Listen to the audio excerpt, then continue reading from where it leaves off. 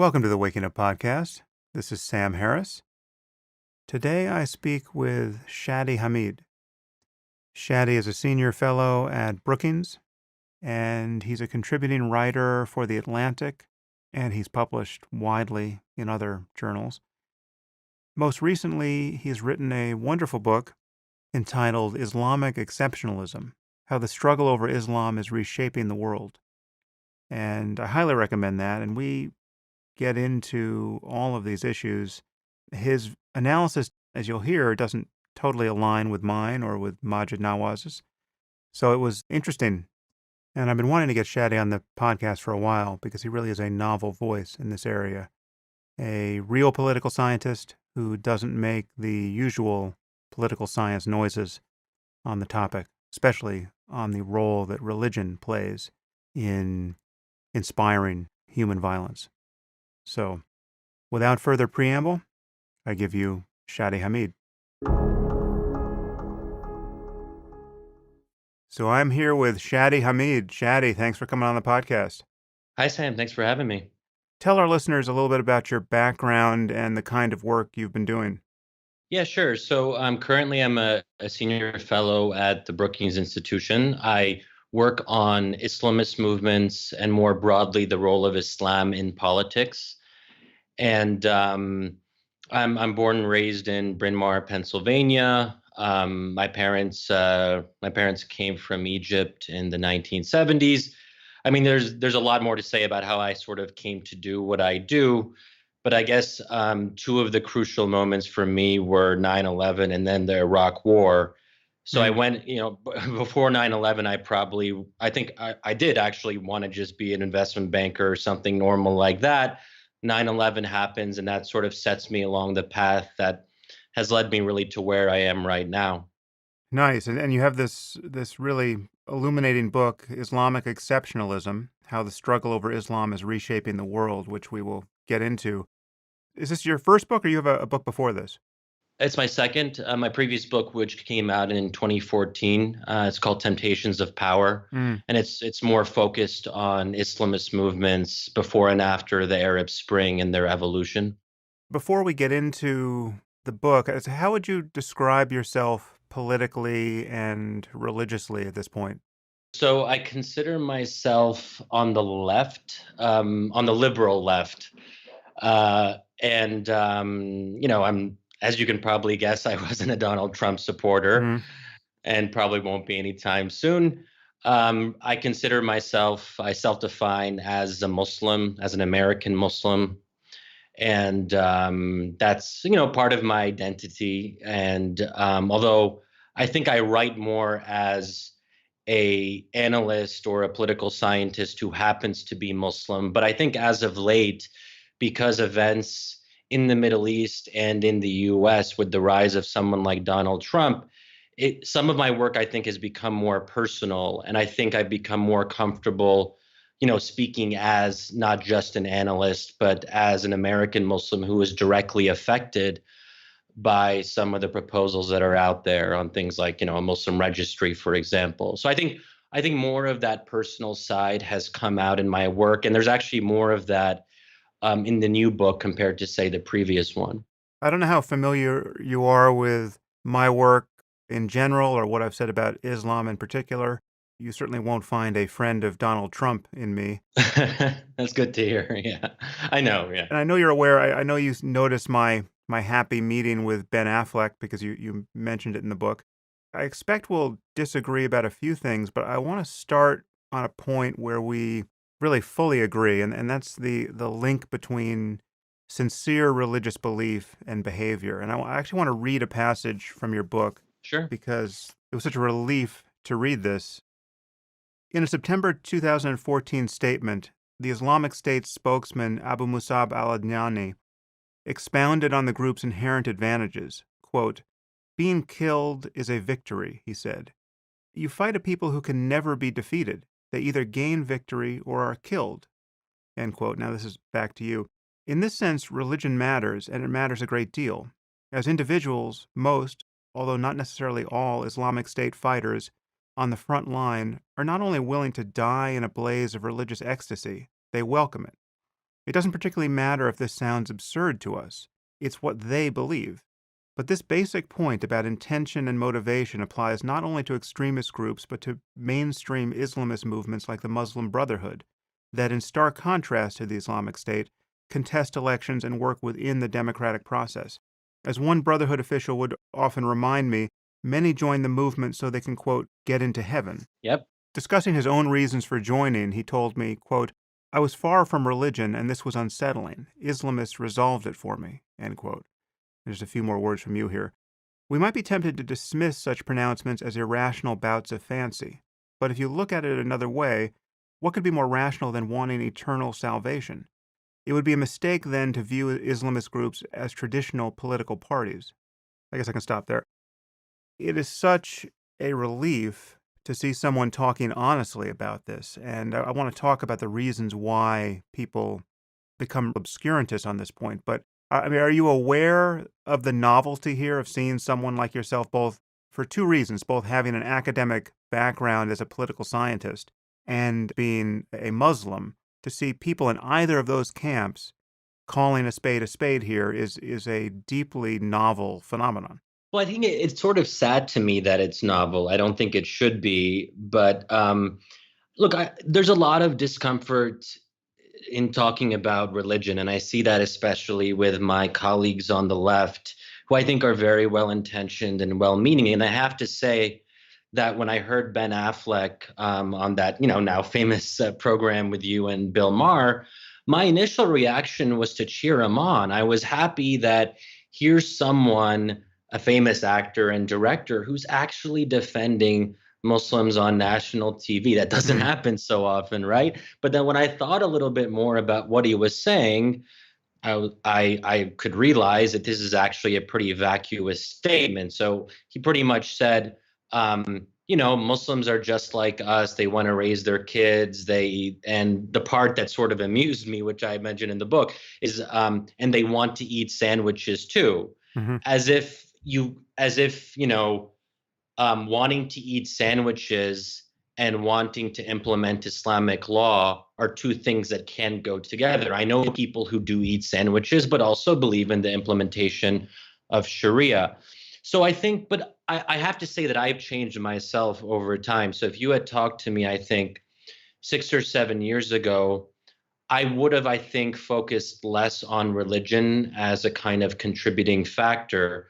But after spending so much time in the Middle East and spending hundreds of hours really talking to Islamist members and leaders and really trying to get to know them on a personal level and immersing myself in their world, it started to become more and more clear that religion matters more than I think a lot of us are comfortable admitting. And I think the statement you just quoted from the Brotherhood official, it's really stuck with me. I think he probably told me that, that was pre-Arab Spring. And it stays with me now because when I think about my own graduate work in political science seminars, we never talked about paradise. Mm. And we don't know how to talk about paradise because it's not tangible. We can't measure it.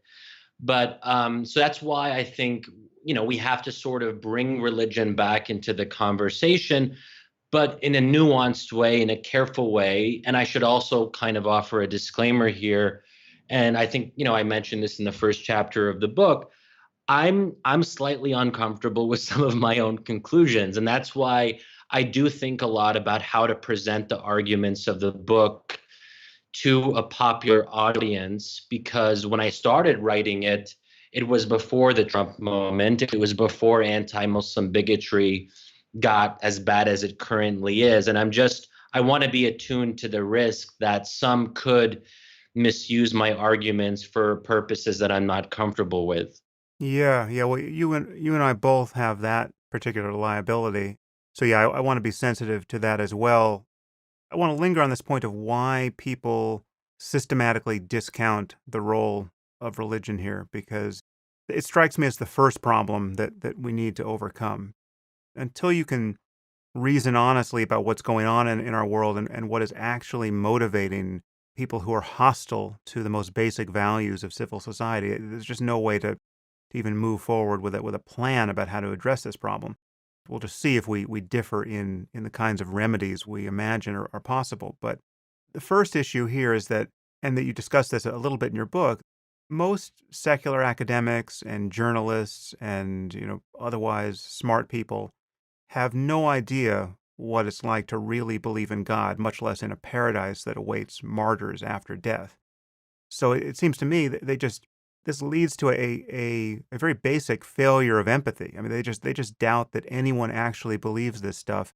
And perversely, no demonstration of sincerity is sufficient. I mean, it is apparently insufficient for there to be an endless supply of suicide bombers, for there to be an endless supply of people who are willing to get on video and talk about their expectation of paradise and then blow themselves up. That, as I've, long lamented, I mean, now it's been 15 years that I've been talking about this, that is somehow rhetorically insufficient to establish somebody's sincere belief in paradise. What you have in the social sciences generally, and just among non-religious people or people who are religious in a very liberal and moderate sense that would be unrecognizable to most people in the Middle East, you have people assuming that everyone is motivated by rational concerns and that all rational concerns are, at bottom, terrestrial concerns. But one thing you point out, which is very important to distinguish, is that if paradise exists, right, or if you really believe that paradise exists, trying to get there is perfectly rational. In fact, one could argue it's the only rational aim, right? It's anything that happens in 70 years here can't be of much consequence when put on the balance against what's going to happen for eternity. So the dividing line isn't between reason and unreason necessarily here on this point. It's just if you buy into these beliefs, your rational priorities are by definition otherworldly. And that is something that people who think everything at bottom must be economic or political just fundamentally discount or overlook or otherwise deceive themselves about. Exactly. And I think that, so I live in DC. I grew up outside of Philadelphia. I've spent most of my time, at least in the US and in major cities. And it's so striking how few people are in those kinds of liberal elite circles, if you will, can really relate to the kind of it's not just to the role of religion, it's something almost beyond that. It's the everyday magic of religion for people who believe in it. Hmm. And it's hard to describe, and this is why sometimes I struggle to describe it, because unless you're actually immersed in that world and spend time with people who understand the world in those terms, it can be hard to relate to. And I think that even if you spend time with Christian evangelicals, that will help in some ways. But, and this gets to, one of the main arguments of my book, that Islam is fundamentally different than Christianity. So that will get you maybe halfway there or something. Hmm. But Christianity isn't quite the same thing as Islam. And I almost feel a little bit weird or foolish in saying that, because it's kind of self-evident that different religions are different from each other. But even that, I think, can be controversial in some circles. But I think then the real challenge for those of us who come from a secular background, who are born and raised in the West, is to kind of go outside of our comfort zone and make an extra effort to understand those who are coming from a different religious vantage point. The other thing that I would say is, even the way we're talking about this, and we can't help it because we have to use words, we have to use a certain vocabulary, even the way we distinguish between quote unquote religion and quote unquote politics is itself problematic in my view, Hmm. because the two, at least from the standpoint of Muslim believers in, say, the Middle East, the two are endlessly intertwined. And that's something that I had to sort of come to understand a little bit more. So if you ask a member of, let's say, the Muslim Brotherhood, to give an example, why are you doing what you're doing? Why are you participating in these parliamentary elections? Why are you going to this protest against the Mubarak regime? Is it because of religious motivations or is it because of political motivations? that person will almost certainly struggle to make a clear distinction between the two, because in his or her own mind, the two cannot be separated the way that I think we, as products of a post-Enlightenment society, we do that. We're comfortable doing that. And it's so it's so implicit or even explicit in the way we talk about these things in the media, in public discourse in the US or Europe, that we don't even realize that we're doing it. Yeah, well, I want to get into it's the heart of your thesis, this what makes Islam exceptional, and it's right in the title of your book. And so we need to differentiate it from other religions and perhaps Christianity in particular on a few points. But I want to linger with this fundamental lack of empathy or lack of understanding of just how deep and self-consistent and on some level rewarding a religious worldview is in this context. You were almost one of these people who couldn't get a handle on what was going on there. And I want to read another passage in your book, which just struck me as just, again, novel for its insight into what is actually going on and the the cognitive and imaginative work people outside of these cultures have to do in order to understand what's going on. So you say here, despite my best efforts, however, the one element I continue to struggle with is what might be called the willingness to die. If I had joined a protest in a not so democratic country and the army was moving in with live fire, there would be little debate. I'd run for the hills. And that's why my time interviewing Brotherhood activists in Rabat, just days before the massacre took place, was at once fascinating and frightening. It forced me to at least try to transcend my own limitations as an analyst. And then you go on with a Brotherhood spokesman who told me that he was very much at peace, he was ready to die, and I knew that he and so many others weren't just saying it, because many of them, more than 800, did in fact die. And then you go on to wonder about where this willingness to die comes from. This is a passage where even to my eye, you fall, however subtly, into the trap of one who can't quite believe what he's hearing. And so you write, where does this willingness to die come from? One Brotherhood activist, now unable to return to Egypt, told me the story of an activist who was standing on the front lines when the military began dispersing the Rabat sit-in. A bullet grazed his shoulder. Behind him, a young man fell to the ground. The man had been shot to death. The activist looked over to see what had happened and began to cry. He could have died a martyr. He knew the man behind him had gone to heaven in God's glory. This is what he longed for, and it had been denied him.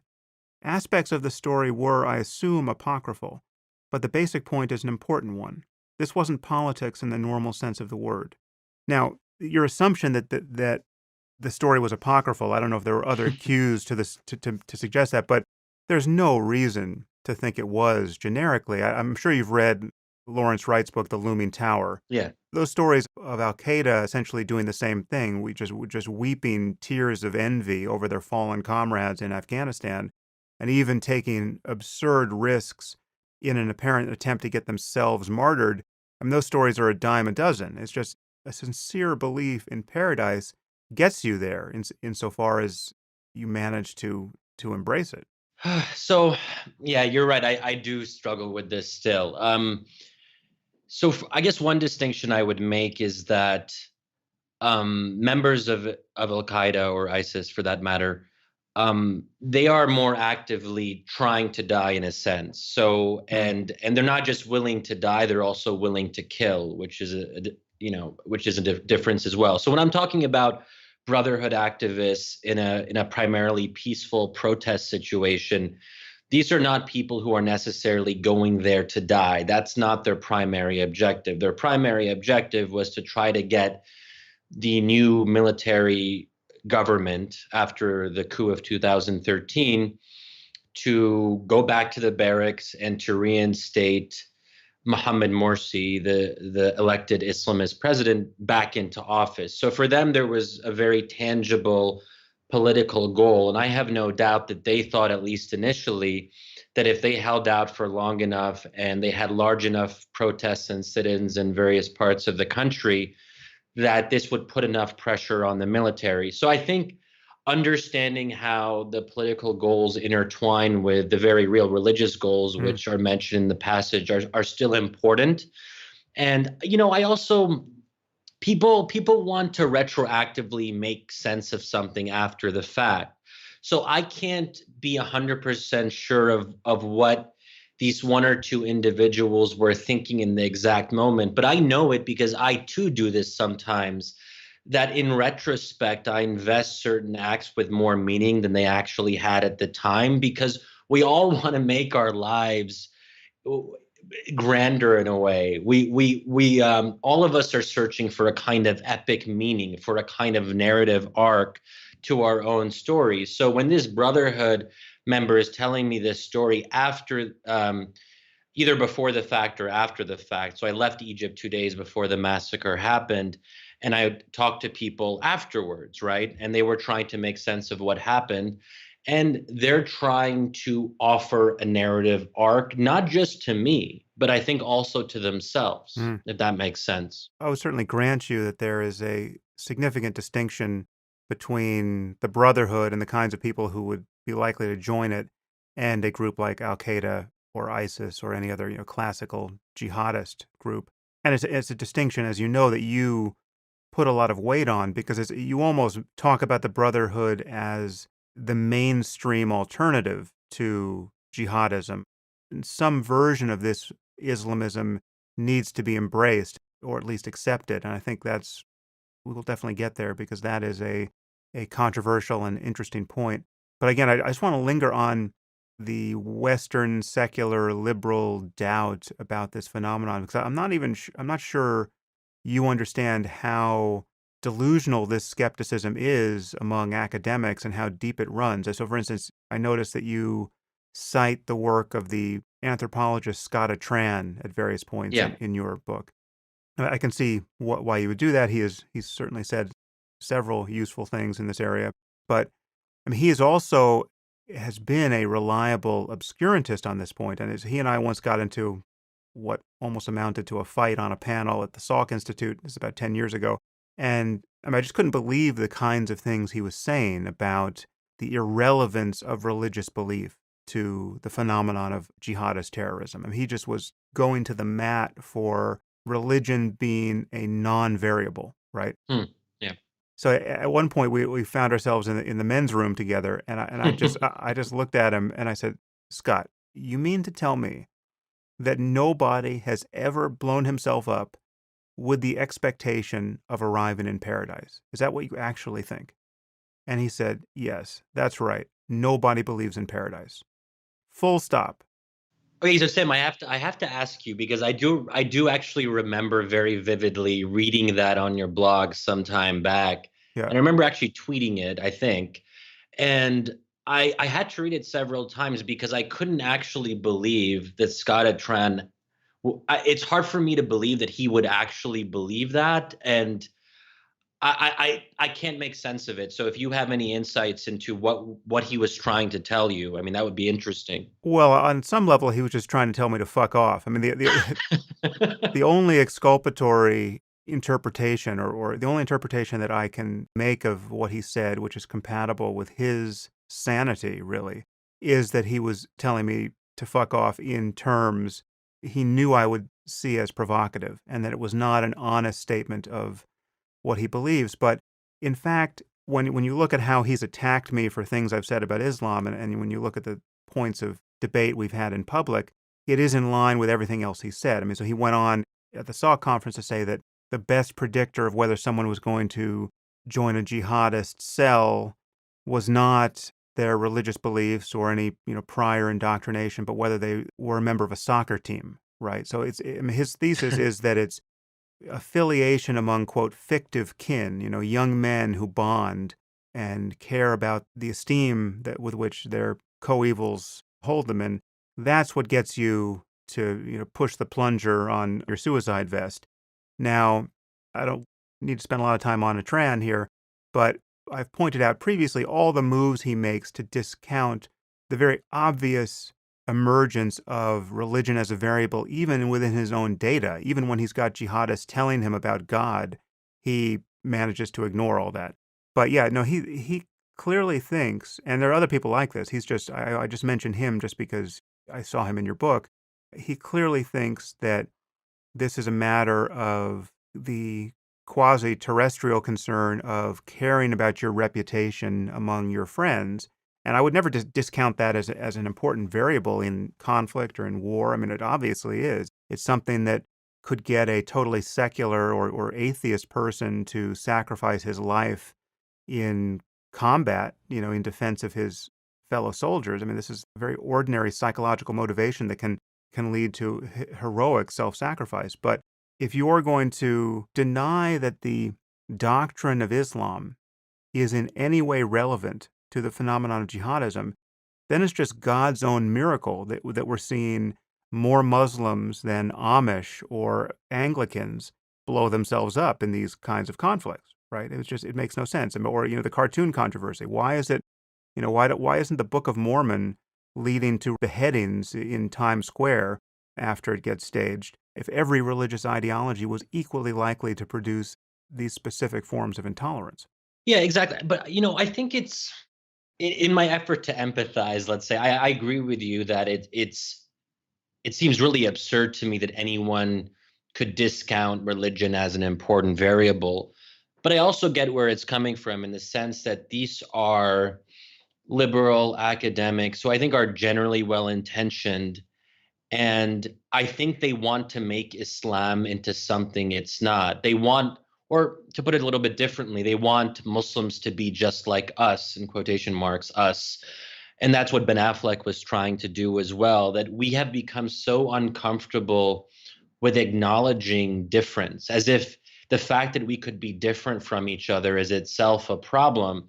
And that doesn't Mm. just apply to how we view practicing or conservative Muslims, but also how we even view Trump voters, this unwillingness to think that they are motivated by understandable or rational things. And instead, we dismiss them as a bunch of bigots, racists, and deplorables. So, in that sense, I do see some parallels with this kind of liberal faith in universal values that are not in fact universally held, and not just in the Middle East but also increasingly, as we're seeing here in the US or in Europe. And I think one of the main challenges going forward is how do we come to terms with difference. Yeah, well, I'm going to want to defend universal values, but I think we should talk about Islamic exceptionalism and talk about difference first. But before that, I just want to talk about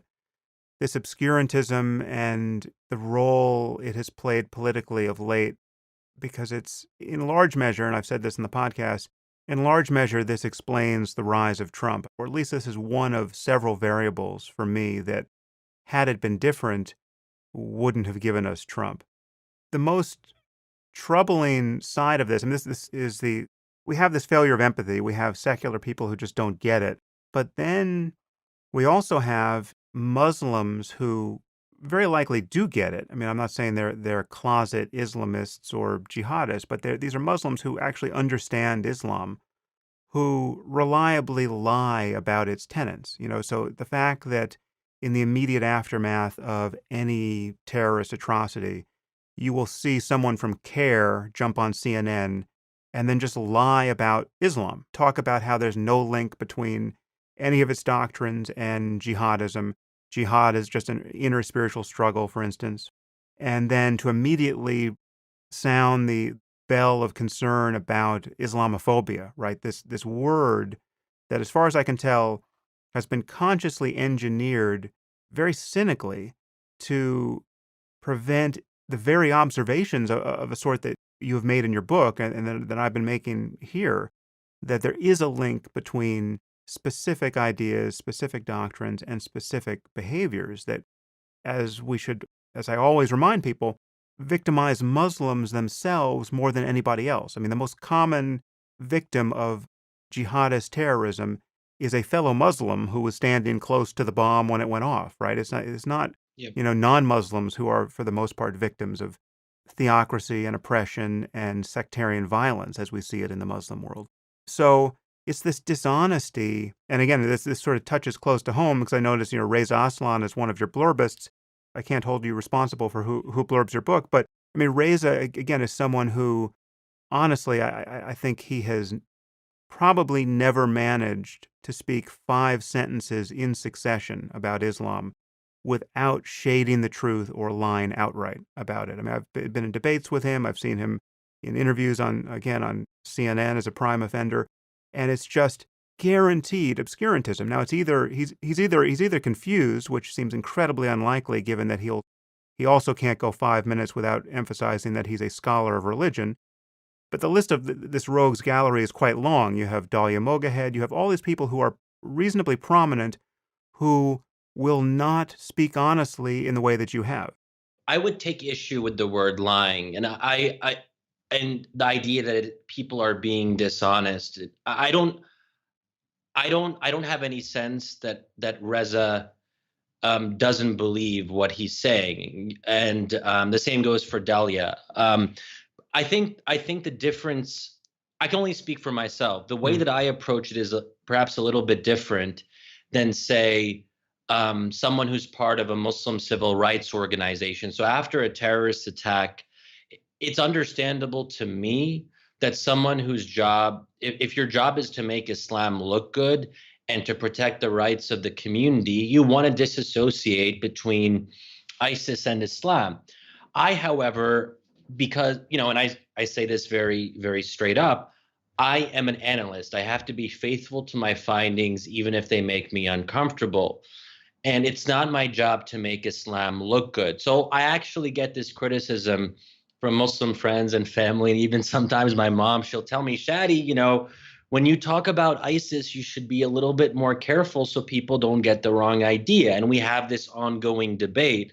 And I totally get where she's coming from, because I know that she believes that ISIS is a total 100% distortion, perversion of Islam as she knows it. And for mm, her, it's personal, it's her religion, right?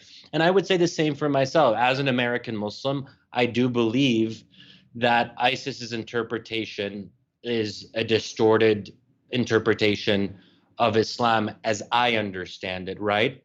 So I don't, that's why I think that, and it's sort of my policy in general when I get in Twitter debates and any kinds of debate, I want to assume that people are not being dishonest and that there is a real or rational or reasonable motivation for them arguing the way that they do. And we just happen to disagree on this point. Let me just emphasize my agreement here. I think this principle of charity is incredibly important. I mean, it's the basis of any actual civil conversation about hard topics. So I totally take your point there. When I call out someone like Reza Aslan, I've seen him violate these norms and the expectation of honesty so often, both in public and in private. His capacity for dishonesty is, again, as plain a fact of reality as any other you're going to find in human behavior. So I don't expect you've focused on him as much as I have, but there's a phenomenon of a reliable shading of the truth here. Again, it's not always conscious dishonesty. It could just be confirmation bias or just fear that, as you say, Muslims will be tarred broadly with the same brush. The fear is obviously that if we admit that there's any connection between the behavior of a group like ISIS and actual tenets of the mainstream religion of Islam, well, then there's nothing to stop a slide into, quote, Islamophobia or, more bigotry against Muslims. And we have a president of the United States who's clearly operating under that assumption and who will never say anything honest about the link between religious ideology and jihad.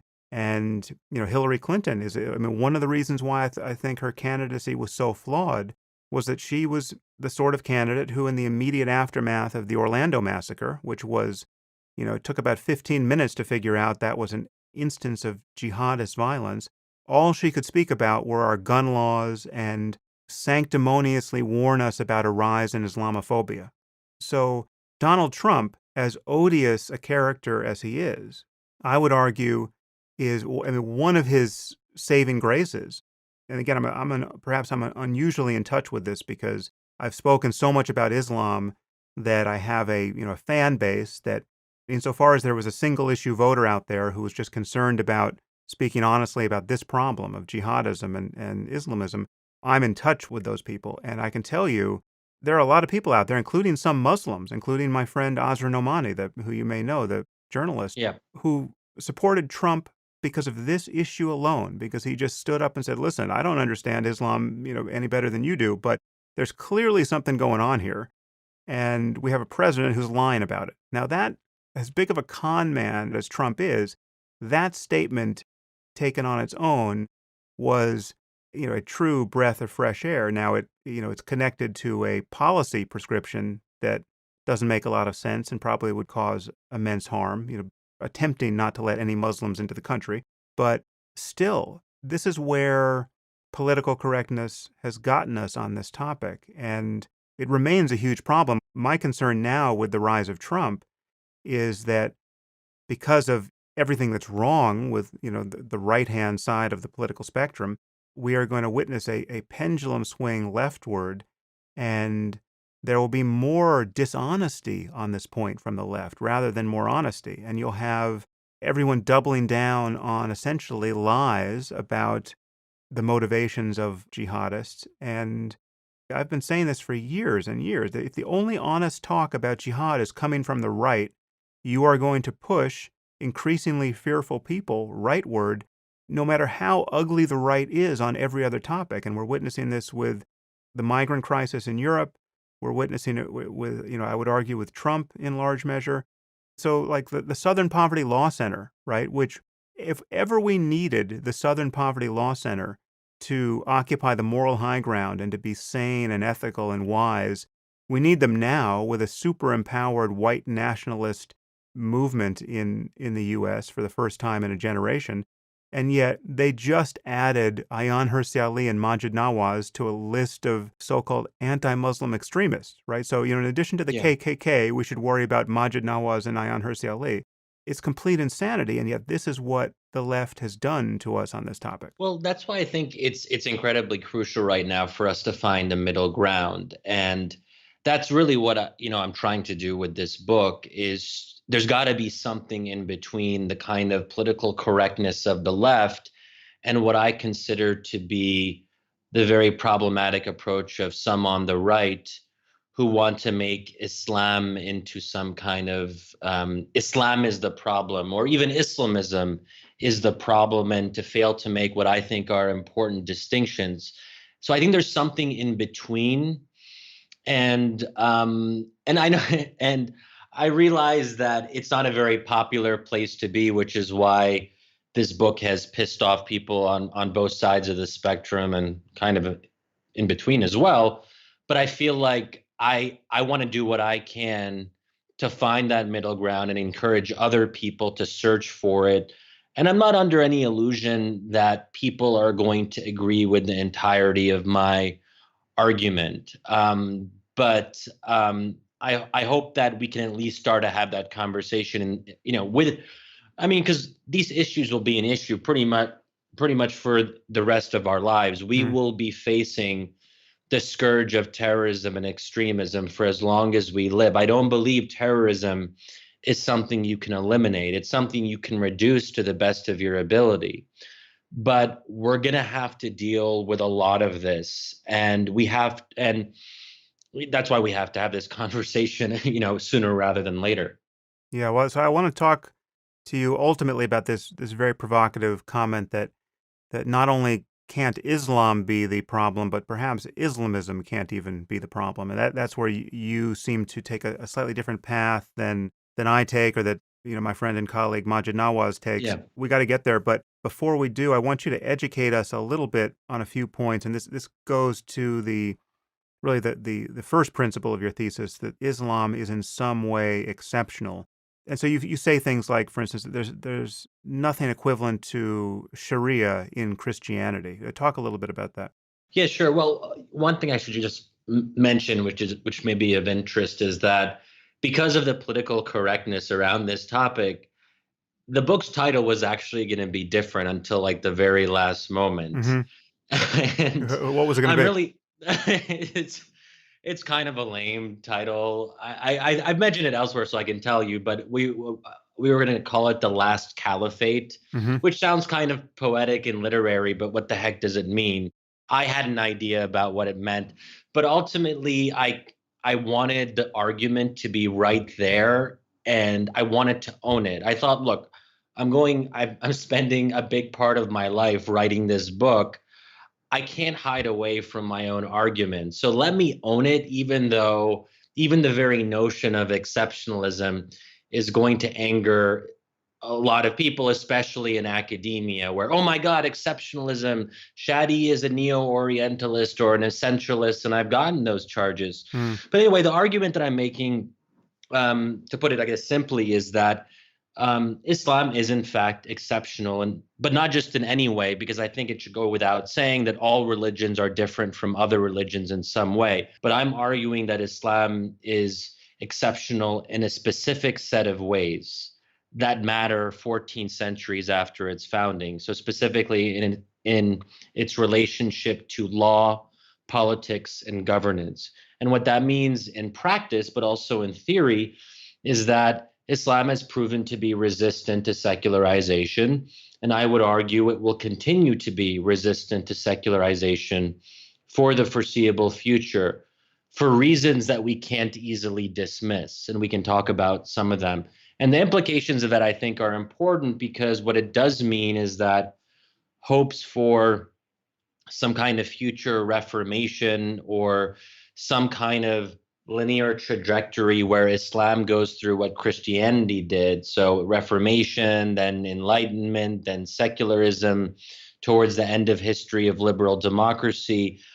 I don't think that's a helpful way of looking at Islam, because why would Islam follow the same trajectory as Christianity if it's a different religion, right? And this goes to your point about there being no equivalent of Sharia in Christianity, which is why I think it is very hard to talk about Sharia in America or Europe, because it's just really different and it's really complicated.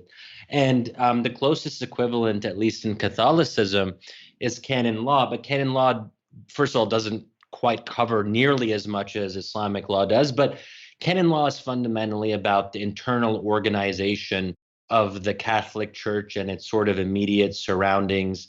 It's about managing a hierarchy. It's about church building more than state building. And that's even the case in the medieval era, where there was this clear, maybe at least clear in theory, distinction between civil law and ecclesial law. So there is a kind of inherent dualism, I would argue, in the Christian tradition, not just today, but going back many centuries. Well, it also just falls right out the line in Matthew, render unto Caesar those things that are Yeah, Caesar's, unto God those things that are God's. exactly. And even if you look at parts of the New Testament, when where Paul says, Christ redeemed us from the curse of the law by becoming a curse for us. So even the attitude towards law, there isn't much public law in the New Testament. And the reason for that, I think, is actually, I don't want to say it's 100% clear, but one of the main reasons is that Jesus was a dissident against a reigning state. So he never had to contend with governance. So Mm. naturally, the New Testament is not going to talk a lot about that, because that's not what the early Christians were dealing with at the founding moment of the religion. And this gets me to another key distinction with Islam, is that, hey, let's be honest about it. I mean, Prophet Muhammad was not just a dissident.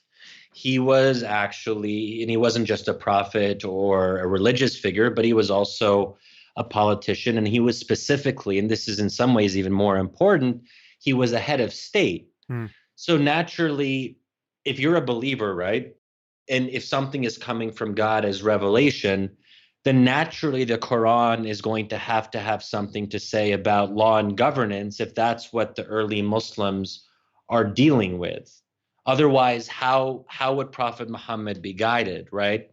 And but putting that aside, even if we're just approaching it from a purely analytical or academic perspective as outsiders, we would also say that any book has to address the needs of the time. So if we all can agree that Prophet Muhammad and the early Muslims were dealing with these questions of state building, then the Quran naturally will have more to say about such issues. Yeah, and one of the problems, obviously, is that once you accept the principle of revelation, once you accept the fact that this book is not merely the product of its time, but the product of God's omniscience, well, then its edicts need to stand for all time. So they constrain the politics. If there are political edicts in there, they constrain the politics of this and any future time. And, certainly perhaps not the only possible reading, but it's a natural one. And it's the reading many people, attempt to take in every revealed religion. And following kind of directly on that point, what's the significance of the Quran being the actual speech of God? Can you make that?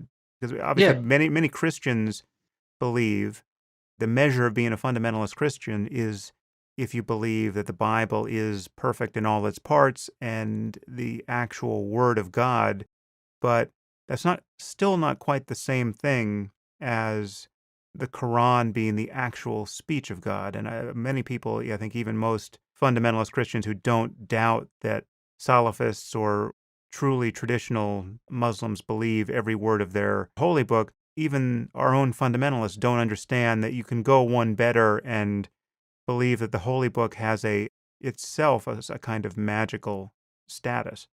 Yeah, so this was actually one of the fascinating aspects of writing this book, and there's nearly an entire chapter on the evolution of Christianity and its attitudes towards politics. So I really had to dive into Christian theology and talk to pastors and scholars and theologians and do my best to relate to a tradition that is in some ways foreign to me. Again, like growing up in the Northeast, Mm. I didn't have a lot of friends who took the Bible that seriously. So, you know, this, and so it really struck me in my research what an important difference this was. So, if you talk to far right evangelicals today, they will say that the Bible is the Word of God. Muslims will also tell you that the Quran is the Word of God, but they go one step further and they say that the Quran is God's actual speech. And this is not some side thing or some incidental part of the religion, but it's actually a creedal requirement of the religion. So, similar to how Christianity loses theological content or meaning if you take Christ out of it. So, if you say that Christ is some ordinary guy, then you can fine. That's Mm. fine. You can be nominally Christian or culturally Christian, but there's not a lot of theological content there because Christ is pretty central to Christianity. So similarly, and the Quran being God's actual speech is central, and what that means is that it's not just inspired by God, it's not preserved or protected by God only, but it's every word and letter is directly from God. So it's his speech in the quite literal sense of being his speech. So in other words, there's no human role or human authorship. So Muhammad didn't write a certain part of the Quran. Um, on the other hand, even evangelicals will acknowledge, because as a factual matter, it's true that various parts of the Bible have been written by different authors, including people like Paul, who I mentioned earlier. But evangelicals would say that it's still, in a sense, the word of God, and it's protected by God, and it's in that sense free from falsehood. But they would never pretend that the Bible or the New Testament, let's say more specifically, is directly from God in the way that Muslims would say the same about the Quran. If I'm not mistaken, the only part of the Bible that God can be said to have written are the two variant Ten Commandments. He etched those into stone, apparently, but those have a different status than everything else in the books. Exactly. And in the New Testament, there are obviously places where Jesus is quoted, Yeah. and that. So in that sense, those parts of the New Testament, which aren't a huge part of it, are divine speech in a sense. But most of the New Testament is not directly Jesus's words or God's words or whatever. Exactly. Yeah. So This leads to, for among other reasons, to the problem that there hasn't been the same kind of textual analysis of the Quran academically that you have had of the Bible for now probably at least 200 years.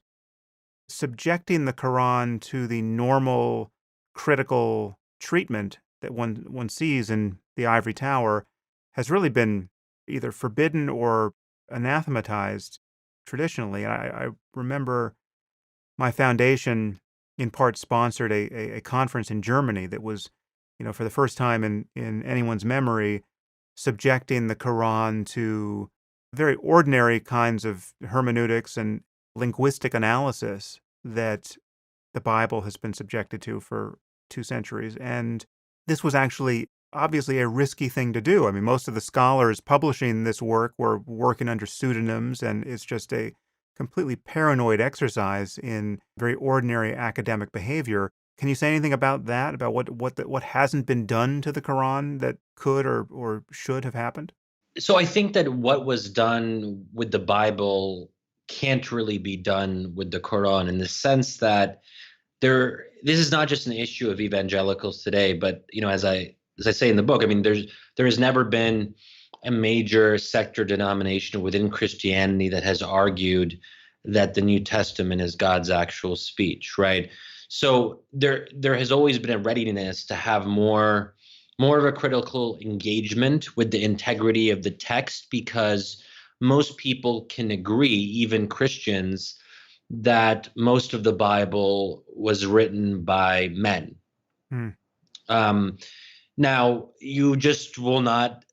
So, if you want to bring Muslims on board and get, you can't. So, this is also, we have to be pragmatic.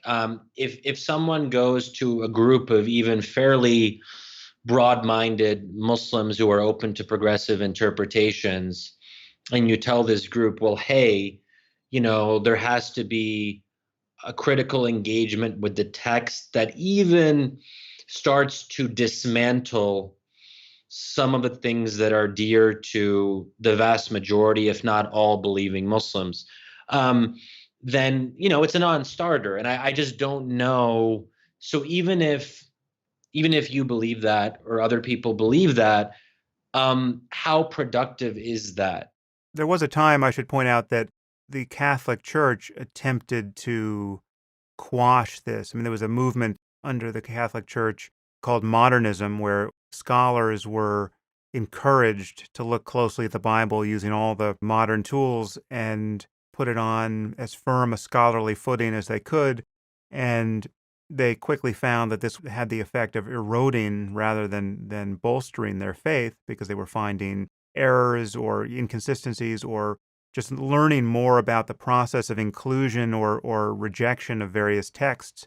It revealed that whole generations of Christians had lived with certain books being canonical, which are no longer thought to be canonical, and vice versa. So it was just this carnival of errors and merely all too human efforts to put together a tradition that they exposed. And so the Catholic Church tried to stop it at a certain point.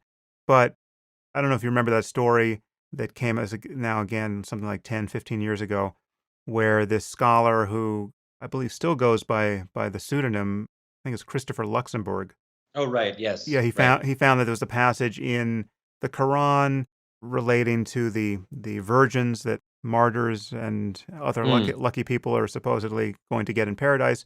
That the word for virgin, excuse my non-existent Arabic here, but I think it's hur or huri, actually meant at the time, based on textual analysis, white raisins, which were supposedly a delicacy. So rather than getting, there were a lot of jokes, among which I told at the time, rather than getting 72 virgins, you get a fistful of raisins when you get to paradise. But that's, again, this is a scholar of Middle Eastern languages forced to live under a pseudonym and publish obscurely or not publish at all for analyzing the text.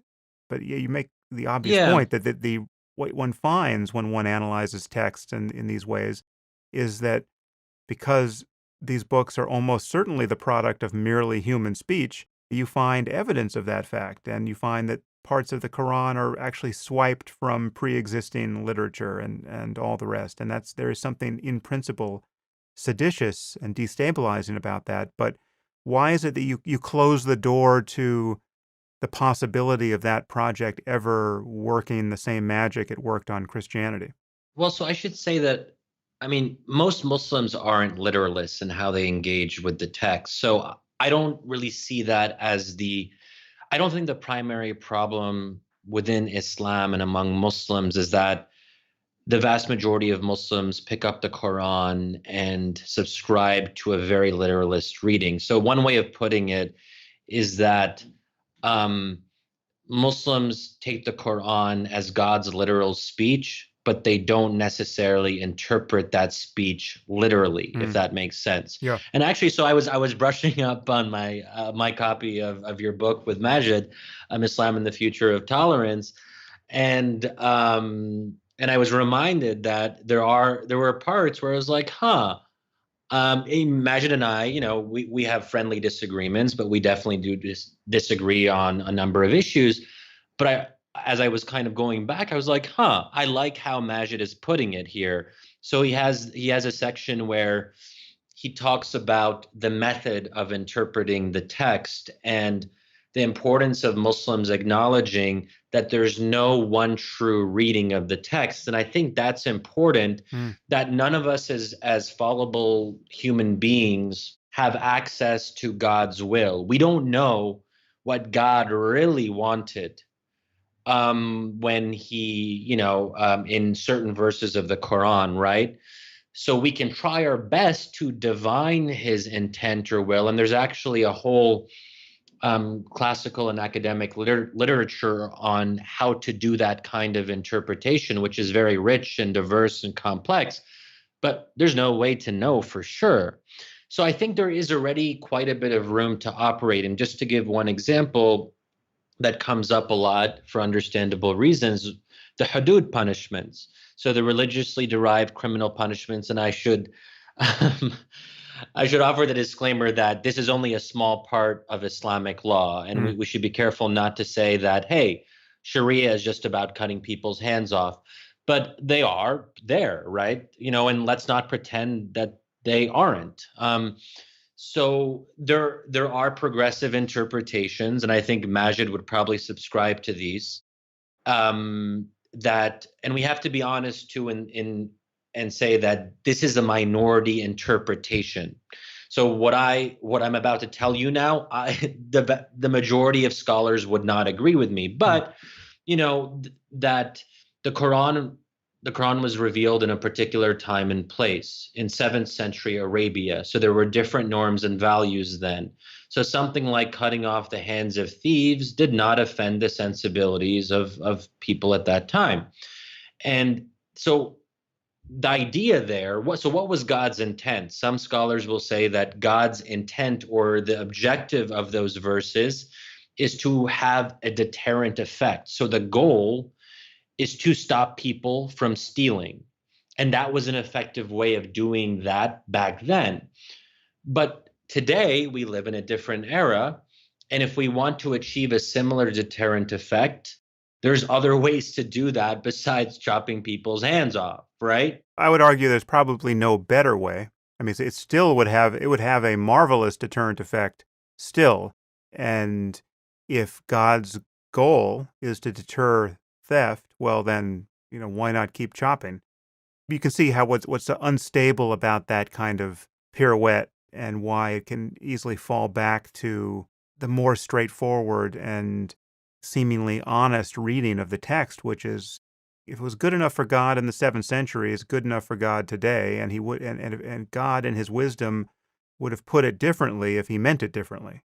What you're basically saying, and again, I mean, obviously, I love Majid, and I certainly hope the project of reconstruing everything offensive in the tradition succeeds. But the reason why this is an asymmetric battlefield is that the straightforward, literal, and good for all time interpretation is always available to the person who wants to pick up the book and say, well, listen, what I'm hearing from Majid and Shadi and all these other overeducated Muslims is that they know better than what God literally said. They know what God meant more than God did. No, okay, but I don't think that I do. So I'll say this. I don't know if I'm right. And that's why I don't. So sometimes people basically ask me for fatwas. I'm not a theologian. I'm not in any position to tell people what God may have or may not have meant with certain verses. This is just me speaking as a citizen, as a person, Mm. right? As an individual. And I'm willing to entertain the possibility that I'm wrong and God does in fact want people in this world to cut off the hands of thieves. I I don't like that idea. It makes me uncomfortable. And I also not to get into them have somewhat complex views on the nature of justice and something that you and Majid actually get into in your book as well, which is this question of the created versus the uncreated Quran. I don't want to get into all of that, but I'm someone who would like to think that God is not going to commit injustice. God is incapable of being unjust because he is supposed to be the most just. So I consider certain things like, for example, like husbands, I don't know, marital rape, to give one example, Mm. or husbands beating up their wives over a disagreement. I'm not comfortable believing in a God that is okay with domestic abuse because that would undermine one of God's qualities, which is being the bearer of justice. Obviously, I can see the ethical wisdom in wanting to parse it that way, but again, it's open to the eternal quibble, which is you're talking about an omniscient author here. If he wanted to say it more clearly, he could have, right? And he's perfectly clear on apostasy being a bad thing. Now, he doesn't spell out the penalty for it in the Quran, as you know. We need the hadith for that, but Yeah.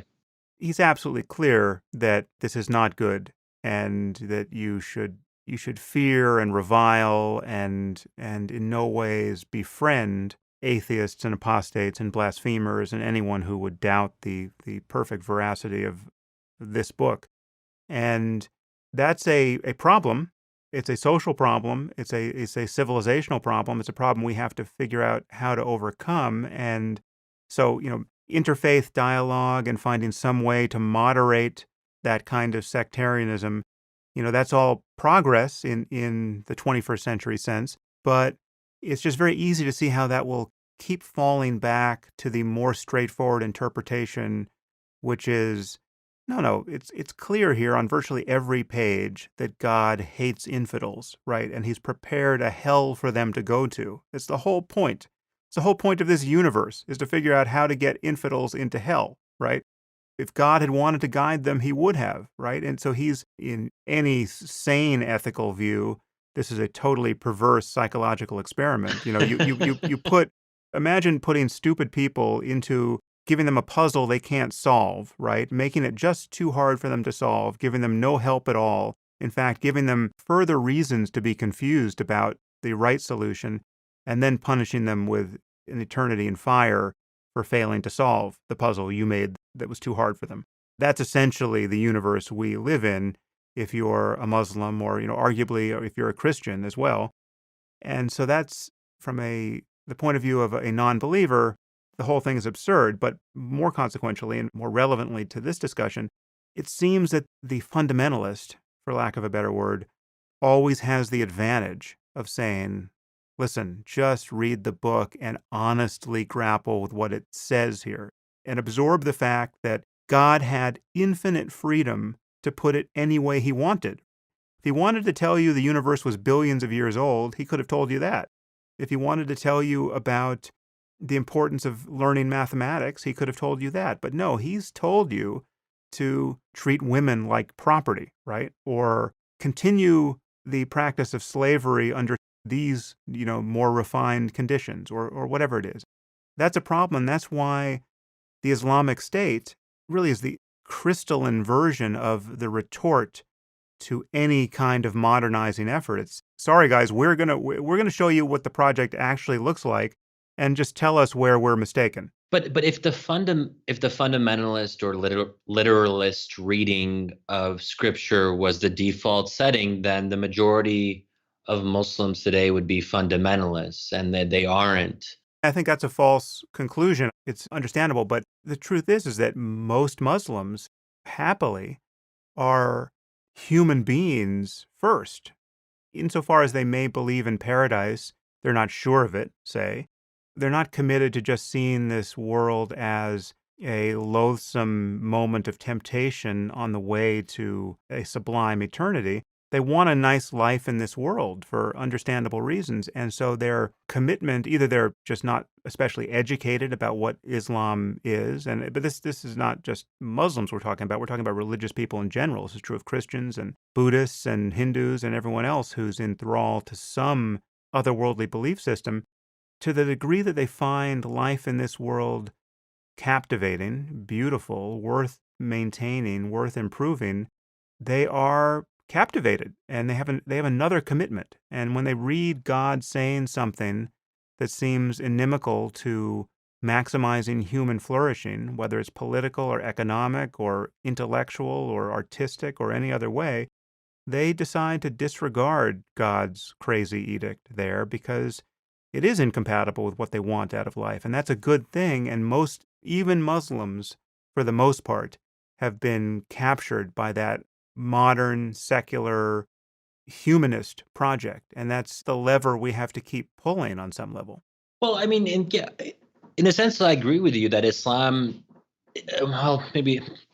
So certainly Muslims are pragmatic because they have to be, but I think I would argue that Islam is also pragmatic and flexible, that it can incorporate ideas from outside of scripture and then sort of retroactively Islamize them. And I know that you argue, if I recall, in parts of the moral landscape, or maybe it was at the end of faith, one of them, that the and it's some of the argument that you're making now, that to the extent that Muslims are pragmatic, it's because of things that are foreign to their faith, and it's because of the sort of indelible pull of secularization that they cannot avoid because they live in the real world. But I don't know why we have to see those things as outside of Islam or not falling within the realm of religion.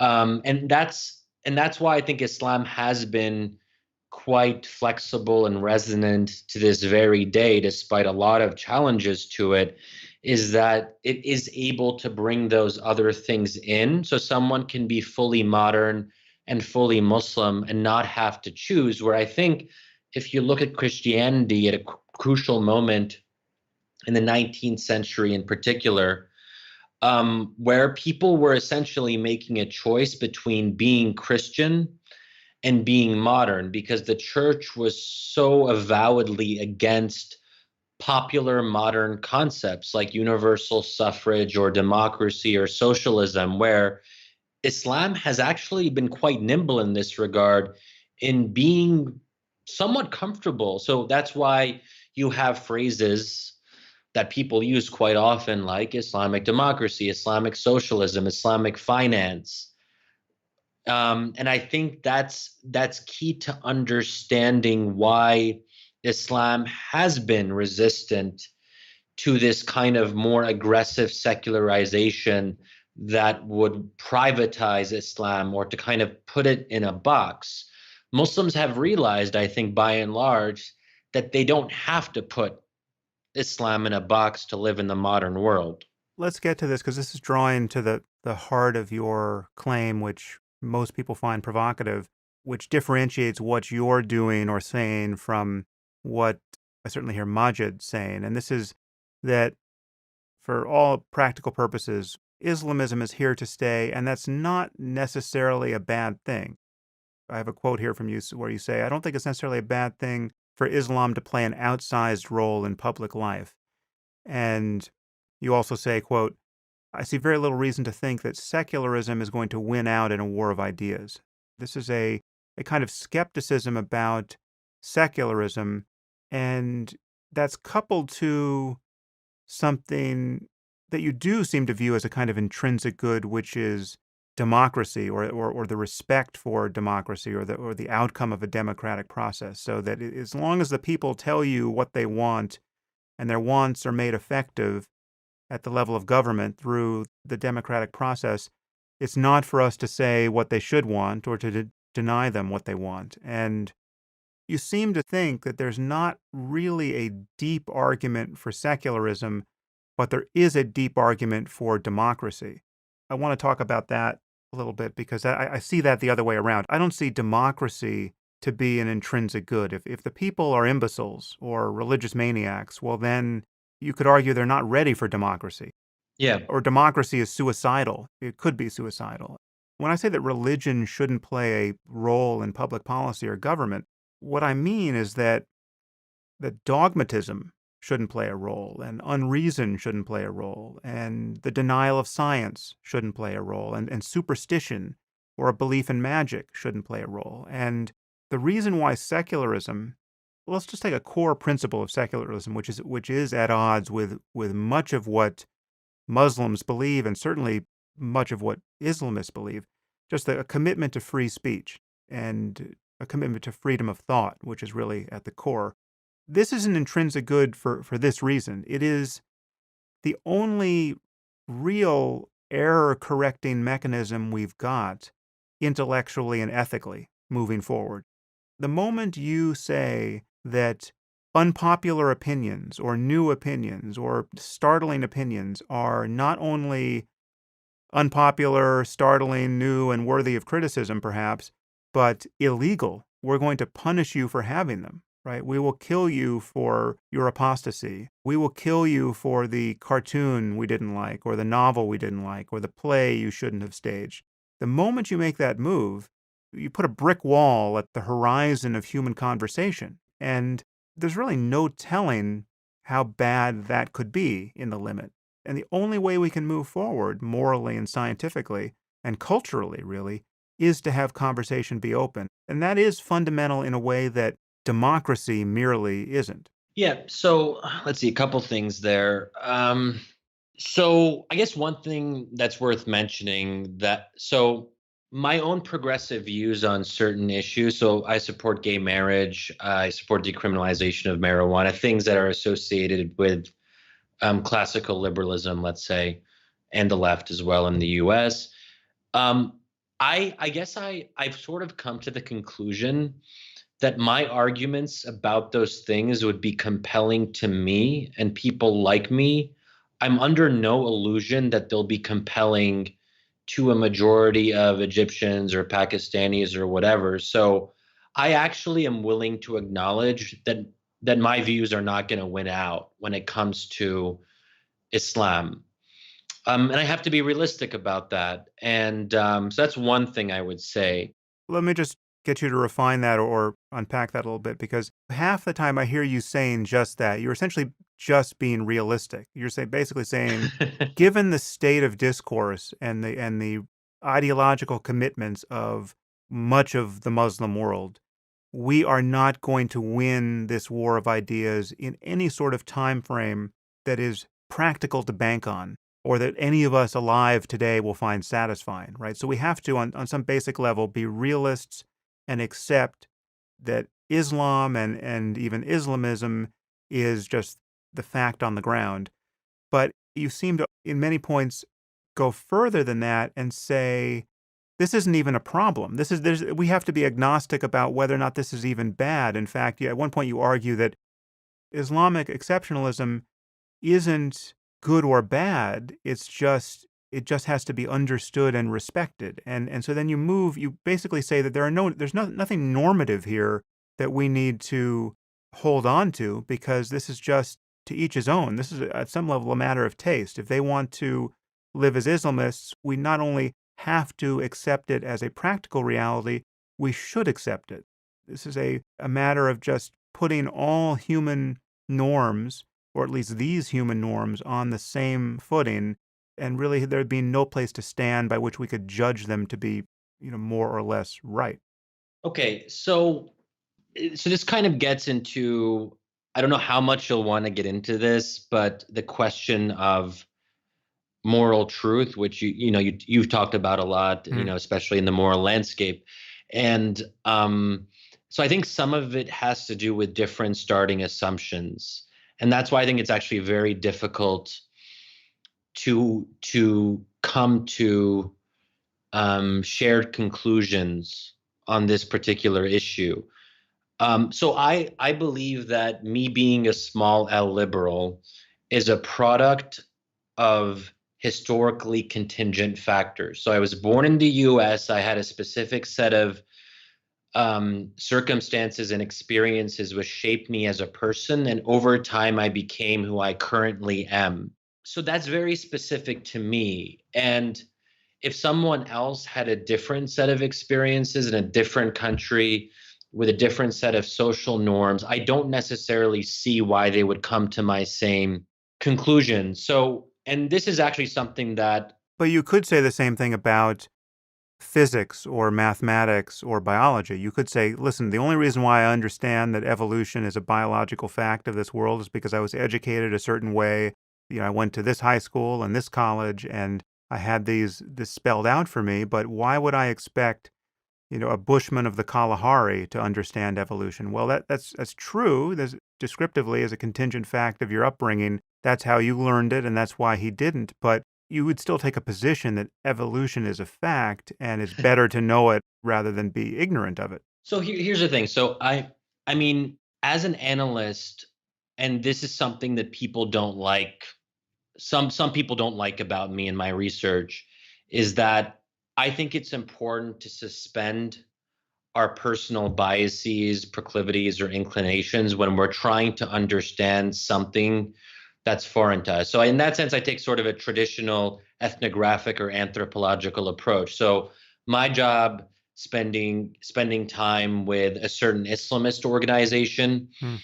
is not to condemn necessarily, but to understand and to convey to the American reader as much as I possibly can what is animating their world, and to let the reader make strong value judgments about whether something is good, bad, or evil, or horrendous, or whatever it might be.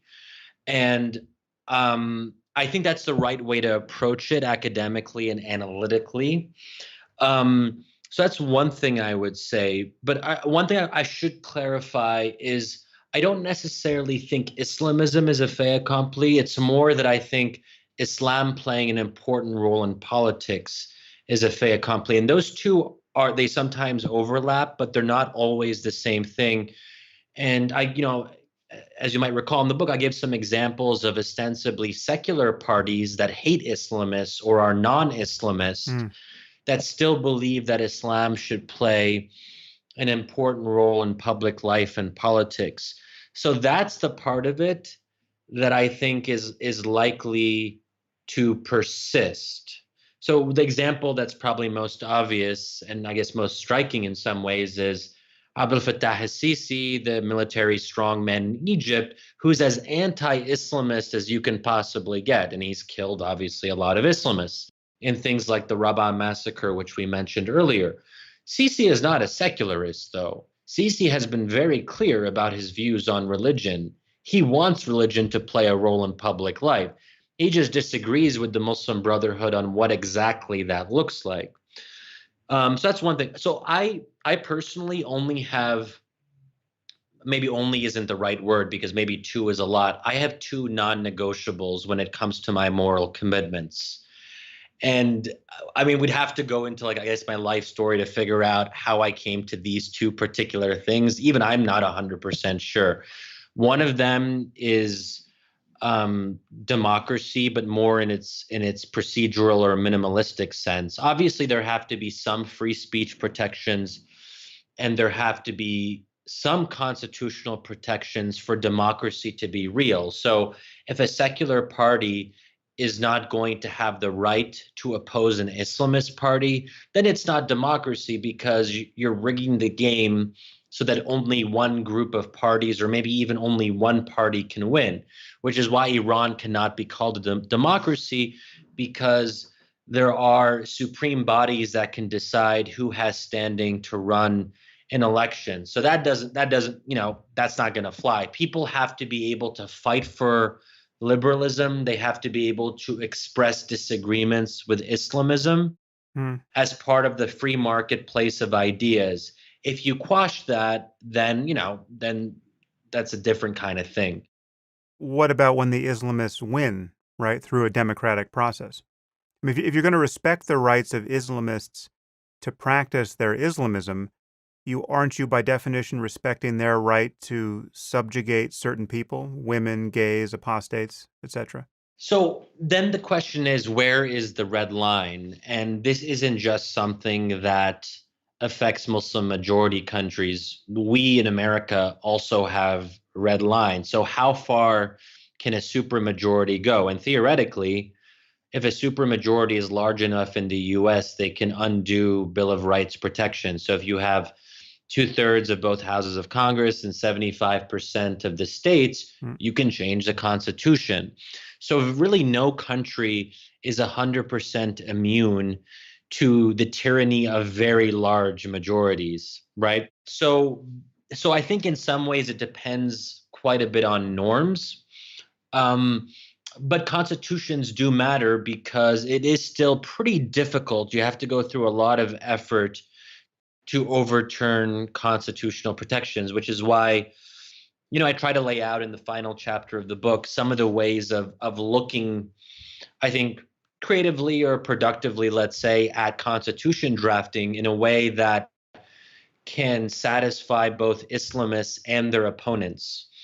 And so they can find a way to live together because they're not going to kill each other into oblivion. They're both going to exist. So the question then is, how do they learn to hate? Because I'm not one of these people who thinks that Islamists and non-Islamists are going to come to some kind of agreement about the good life. And I think that they are going to disagree on very profound issues for legitimate reasons.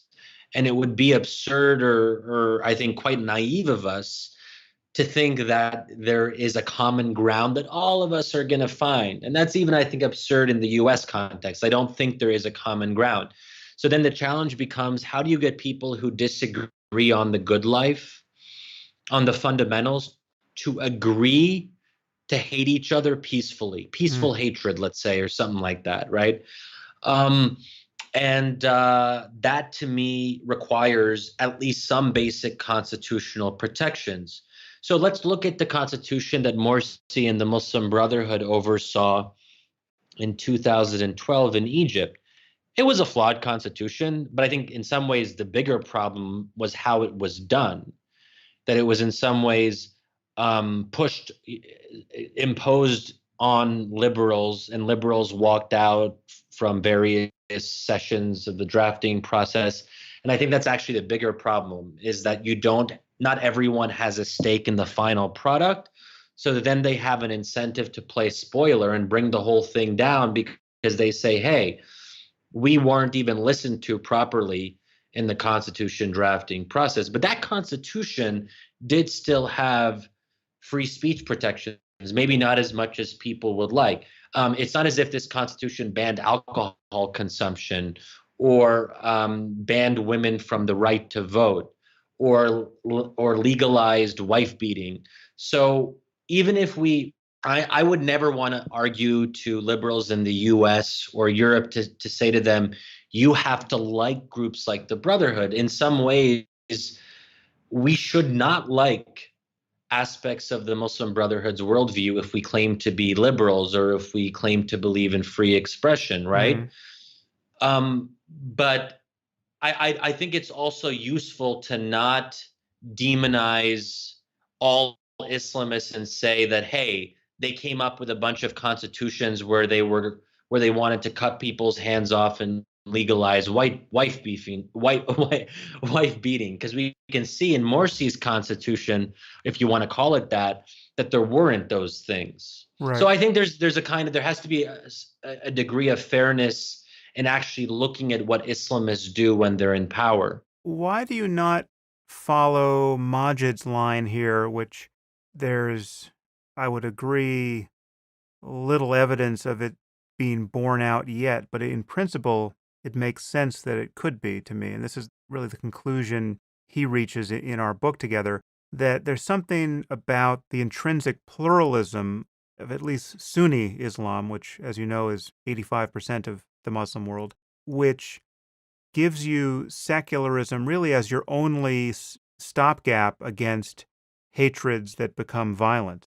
Given that there's no place to stand within Sunni Islam to say that we have the one right version, there's going to be pluralism, there's going to be theological difference. And in this context, even Islamists, even very committed Salafists, could be forced to acknowledge that the only way for them to live the way they want and not be victimized by some other majority is to enshrine a secular ethic. I mean, for us to agree to disagree peacefully and practice our variant religions separately and not attempt to force our views on others. Why don't you see the same hope for secularism there? And as you know, that then once that's established, Majid thinks that liberal values will be ascendant because liberalism, small l, has a better argument. But why don't you make that same jump from pluralism to secularism? So I have a darker view of human nature. So this goes to some of my priors.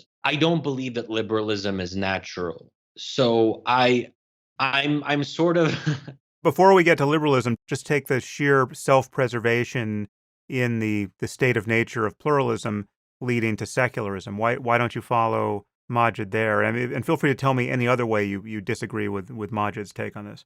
okay. So a couple things. So, well, first of all, we know historically that classical liberalism has been a fairly recent phenomenon. And even then, we have to make qualifications because we talk about someone like James Madison as one of the great liberal theorists. But if Madison was alive today, he would be considered pretty damn illiberal in the sense that he owned slaves and he actually didn't even free them upon his death. So, but we judge Madison according to his own time and place. The same thing with Locke, John Locke, in terms of his very problematic views on atheists and Catholics, right? So, but generally speaking, human history is actually kind of disturbing in the sense of how regular and how normalized very bad things have been. And it's only recently that we've seen an ideology, if you will, or a way of looking at the world, post-Enlightenment liberalism, that is offering a different path on some of these issues. But there must be a reason that for the broader sweep of history, liberalism has not been the default setting for humankind. And I would, that's why for me, I sort of get Trump, I sort of get the rise of the far right in Europe, because they're speaking to something which is very natural, that we want something more than classical liberalism. We want to believe in something that can at times be destructive or ugly. And so that's part of it. So I just have a dark, so I think about, for example, I talk, I guess, fairly early in the book about, touching on the fact that the massacre in Egypt and the fact that I had relatives, secular elites who are really rational people in some ways. They're doctors, engineers, and they would sort of consider themselves maybe not secular in the total Western sense, but secular in the Egyptian context. And I saw how quickly their veneer of rationality or rationalism that went by the wayside when there was an existential conflict. And it wasn't, in this case, Islamists killing non-Islamists. It was, quote unquote, secular elites supporting the mass killing of Islamists, in this case, members of the Muslim Brotherhood. So things like that have really, I have to be honest, have really had an effect on me and how I view the human propensity to violence. And I know you've thought about this and written a lot about this in your books too. But so that's one thing I would say. I guess the other thing is be careful what you wish for. So you talked about how Majid has talked about the fragmentation of religious authority and the fact that there isn't a clergy. That sounds good, and it can be good in some ways, but it's also a case of be careful what you wish for, because you could have some random dude on the street who's like, hey, I don't have much religious training, but I'm going to pick up the Quran and I'm going to interpret it in my own way. And a lot of Salafi preachers don't actually have great religious training, Yeah. but they think that they now have the authority to make grand pronouncements, and they can ignore what's a very rich tradition of Islamic scholarship. So that, I think, is actually part of the problem, is that with mass educational attainment, with mass literacy, those two things have actually gone hand in hand with the rise of Islamism. So when people say, well, the solution is more literacy and more education, um, look, the people who support is the leaders and kind of core ranks of at least the mainstream Islamist movements are very much not of the poorest, Yeah. least educated classes. A lot of them, especially the leadership, are like kind of like hardcore rationalists in a way when it comes to The prototype is an engineer. yeah, We're not talking engineers, about a doctors, peasant. Yeah. but even scientists Yeah. and lawyers, people who are part of those professional classes. So and they're not very clerical. So if you look at the Muslim Brotherhood leadership in Egypt, they don't have a lot of senior clerics. In fact, they have very few. But they think that they can kind of go around and talk about religion. Even the founder of the Brotherhood was a school teacher, Mm. right? Hassan al-Banna, 1928. So I can see how the decentralization of religious knowledge could be good if people come to their senses. But how do you adjudicate between people who disagree with each other about certain verses or interpretations without a clergy, without someone who can say you're right and wrong? So it's a good thing because in a way it encourages pluralism, but it's a problematic thing because there's no way to resolve these foundational divides. That's exactly Majid's point. And again, it could just be, purely aspirational as opposed to something that could be realized of necessity. But his point is you get the pluralism because everyone can be his own authority. So as you say, someone like Anwar al-Awlaki can just get on YouTube and decide to preach jihad, and he is as authoritative as he wants to be. But because that's the reality, there is no referee, people of very different commitments could or should be able to see that the only safe context for this is secularism. The only way you're not going to lose when the stronger guy shows up with his version of the religion is if everyone has agreed at the outset that you just have to maintain your pluralism in a secular context and keep your religious demands out of public policy. So I think I know where the issue is then. Yeah. So I think that the problem there is that Islamists can't generally be fully Islamist in a fully secular society or system. So they would say that that would be an infringement on their rights and freedoms to determine what to them is the good life. Mm. So in that sense, we tend to think as Americans that the classical liberal tradition is just a neutral way of things. It doesn't have ideological content, but actually liberalism is only neutral to those who are already liberal. If you're not liberal, you will not think that it's neutral, right? Right. And that's precisely how most Islamists view liberalism, as something that is foreign to their worldview and what they consider to be human nature and their default setting. So I guess I would just pose the question: if an Islamist said that to you, how would you respond? Yeah, so I see that that's always been my concern with Islamism or any kind of commitment to theocracy. It is by definition bound to overflow its banks. Even in a pragmatic sense, you could get people to agree that Now, given that they're a minority or don't have as much power as they want, they need to be well behaved and just practice their theocracy within a walled garden just for themselves. The reality is that once they have enough power to influence the rest of society, they will want to because they have deeply held beliefs about paradise and the end of the world and the consequences of sin on this earth. And if I'm happily burning a Quran in my backyard, well, then they don't want to just stay on their side of the fence practicing their theocracy. They want to come on my side and kill me for my unbelief. I don't see how that likely goes away. I mean, that's why you have to, rather than just respect people's rights to be religiously confused or doctrinaire or Yeah. dogmatic, I think you have to intrusively undermine their beliefs and undermine the beliefs of their children. And you have to have an educational system that says, sorry, kids, but your parents don't own you, and we have you for the better part of the day. And so we're going to tell you that what mom and dad told you about evolution or anything else is almost certainly bullshit, and here's why. And you get the next generation to doubt the crazy ideas of its ancestors. And that's what progress looks like on every level, whether it's scientific or religious. That is a war of ideas.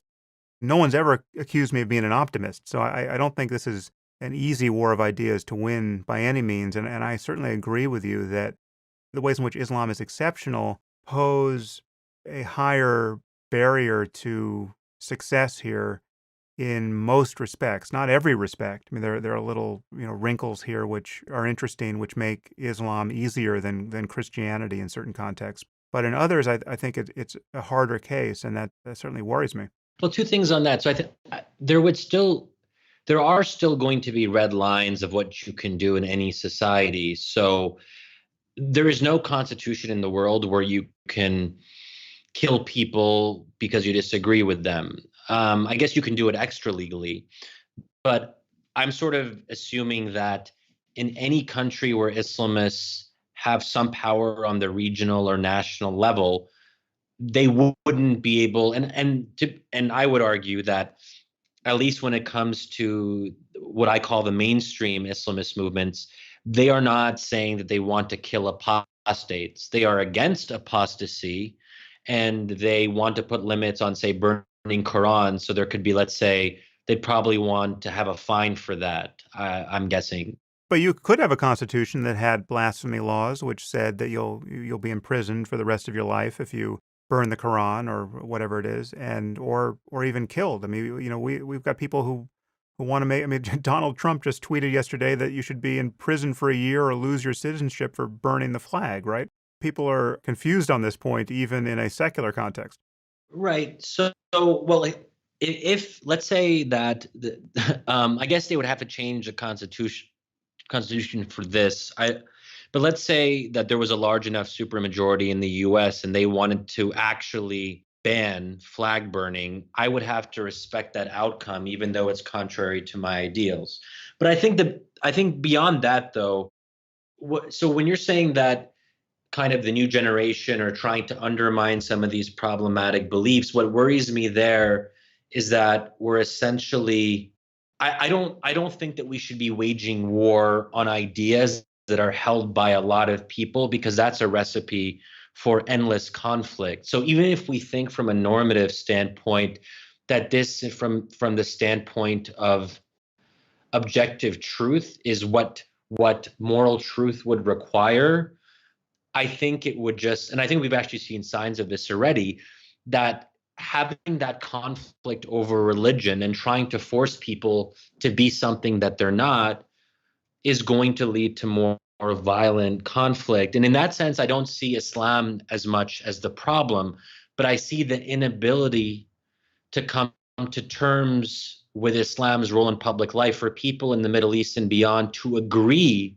on what that role should be. It's that conflict over religion which drives violence less than religion itself. But as you know, it is a majority opinion in most Muslim majority countries that apostates should be killed or that blasphemy is a killing offense. I mean, the polling results on these kinds of specific questions are terrible. and or the Danish cartoon controversy, right? It's just what you seem to be saying, or what in fact you are saying, is that we shouldn't go up against bad ideas if a majority holds them. We should sort of pick around the No, no, but margins of ideas that are bad, that are not so well subscribed. so first of all, there hasn't been a democratically elected Islamist government that has gone around killing apostates. What you do have in Pakistan, which I think is problematic and dangerous, is certain things around anti-blasphemy laws. So I take your Yeah. point on that, but that's something that Pakistan would have to resolve. If we want that to improve, I think it's Pakistanis themselves who have to adjudicate that within the confines of the democratic process. I mean, there's no magic bullet or smoking gun where some unelected power can come in and say, Pakistanis, you're wrong. You have to get rid of these anti-blasphemy laws. There's just no way to do that. Again, the laws, I mean, this is a point I think Orwell made somewhere. The laws are only as good as the people's commitment to them. So that no one's going to enforce laws that are sufficiently unpopular. And even if you have the right laws in place, if majority opinion is that blasphemers should be killed, well, then it's not going to be safe to be a blasphemer. And as you know, in Pakistan, I think it was the governor who came out on record saying we should get rid of our blasphemy laws, was himself killed by I think his own bodyguard, right, for blaspheming on that point. So it wasn't even safe to be a member of the government trying to change blasphemy laws, given the level of public sentiment in Pakistan around blasphemy. So at some point, you have to acknowledge that there's a war of ideas to be won, at least on specific points, like the primacy of free speech. It seems to me that the laws almost don't matter, right? No blasphemer will be safe, even if you have the right constitution, if the sentiments of the mob are reliably in the direction of blasphemy being a killing offense. So I'm less familiar with Pakistan's laws, but I don't believe so. The governor who was killed by someone who was then charged with a crime. So what that person did was illegal. So you can't. I don't know what the exact punishment is for blasphemy cases that are actually tried and how that works legally. Mm. But I don't believe it's a death penalty. Some people take the law and take matters into their own hands and will kill people because they say this person blasphemed, right? Um, but I don't know if there are cases in Pakistan's judicial system where I don't recall any cases where people were killed. I think it is. I could be wrong about this. I certainly should know Yeah. this, but I think it is still a capital offense. I think there are people in prison awaiting execution for blasphemy. There's some legal process, but I think there's a famous case. I think this is Pakistan, of a woman who converted to Christianity who is in prison for blasphemy. Yeah, so apostasy maybe, and maybe certain kinds of blasphemy are, but I don't believe that someone has actually been executed by the Pakistani government from a legal standpoint. Right. So there may be also a gap between some of the laws that are actually on the books and what happens. But I take your point, and I think that one way of addressing that, from our standpoint, as let's say, Americans, is let's say an Islamist party comes to power through democratic elections. That doesn't mean we give up our values and say that party can do whatever they want because they've been democratically elected. If they were debating an act in parliament that would introduce restrictions on speech, that cross a line on whatever line on blasphemy, then I can imagine that that's something that we would do our best to counter. Again, we can't force a parliament to not vote something as legislation, but it's not to say that America loses its moral voice on liberal values. I just don't think that we should force people. For example, I wouldn't be very comfortable. So, for example, the Iraqi government recently passed a law banning alcohol at a very weird time. So, the Hmm. Mosul operation is going on, and hey, people are like, okay, let's get the parliament together and ban alcohol, So that's definitely weird. But I don't think, even though that contravenes personal freedom therefore is illiberal, I wouldn't be comfortable with the US government, which would then say, hey, you guys are curtailing personal freedom. We are going to cut aid to you because of something your parliament passed through the democratic process.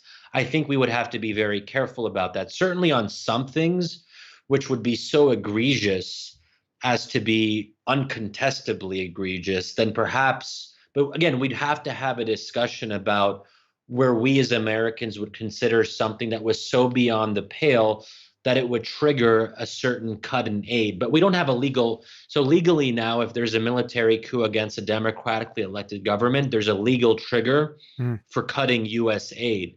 There isn't anything comparable on, say, liberal values. There could be Right. potentially, but then we would have to have that discussion as Americans. It seems to me that there are a couple of paradoxes, or at least weird Yeah. wrinkles here that emerge in if we accept your analysis more or less as given that Islamism is kind of on some level non-negotiable, or the centrality of Islam in political life for Muslims is non-negotiable, at least for the any kind of time horizon that we should care about or could be motivated by, and we have to accept it. It's therefore sort of indigestible, and it's a curious and very likely flawed assumption to think that these people who, as viewed from a non-Muslim majority, will share our values. That gets you a few weird things. I mean, one, for instance, is that it would seem to justify the very illiberal and some would say paranoid concerns of non-Muslims in Europe, for instance, in the face of the migrant phenomenon, right? So it's the assumption of liberal Europe that, oh no, we can just absorb these people. They will assimilate happily into our wonderful culture, at least at some point. And this allows us to discharge our ethical obligation to help these just fantastically unlucky people who are streaming out of the hell realm that is Syria at the moment. Well, if I took your analysis as given, I would be tempted to say, oh no, on the contrary, these people who are headed your way now by the millions are people who you can't at all reasonably expect to share your Western liberal values. And you're importing into your culture another culture that is, in principle, indigestible. I've gotten precisely this criticism, and it's one that, I mean, I really hope that people have done this, but I don't want people to read my book and come out of it and be like, oh, well, here's that Muslim guy who wrote the book, and according to what he said, maybe we should actually do things which I would consider bigoted in terms of racial or religious tests for immigration. That said, I have to be consistent. I have tried my best to be as consistent as I can, and I think that people have the right to be illiberal, and that would include far right parties if they decide and they're able to pass it through parliament in France, Norway, or whatever. Then I have to be willing to live with that outcome, just as if it happens in this country that somehow, even though presumably there would be some kind of Supreme Court challenge, there was a kind of Muslim registry. I would do my best to fight against that within the confines of our democratic process. I would do whatever I can, whether it's through peaceful protest or voting or different representatives or donating to the ACLU, being a part of legal challenges.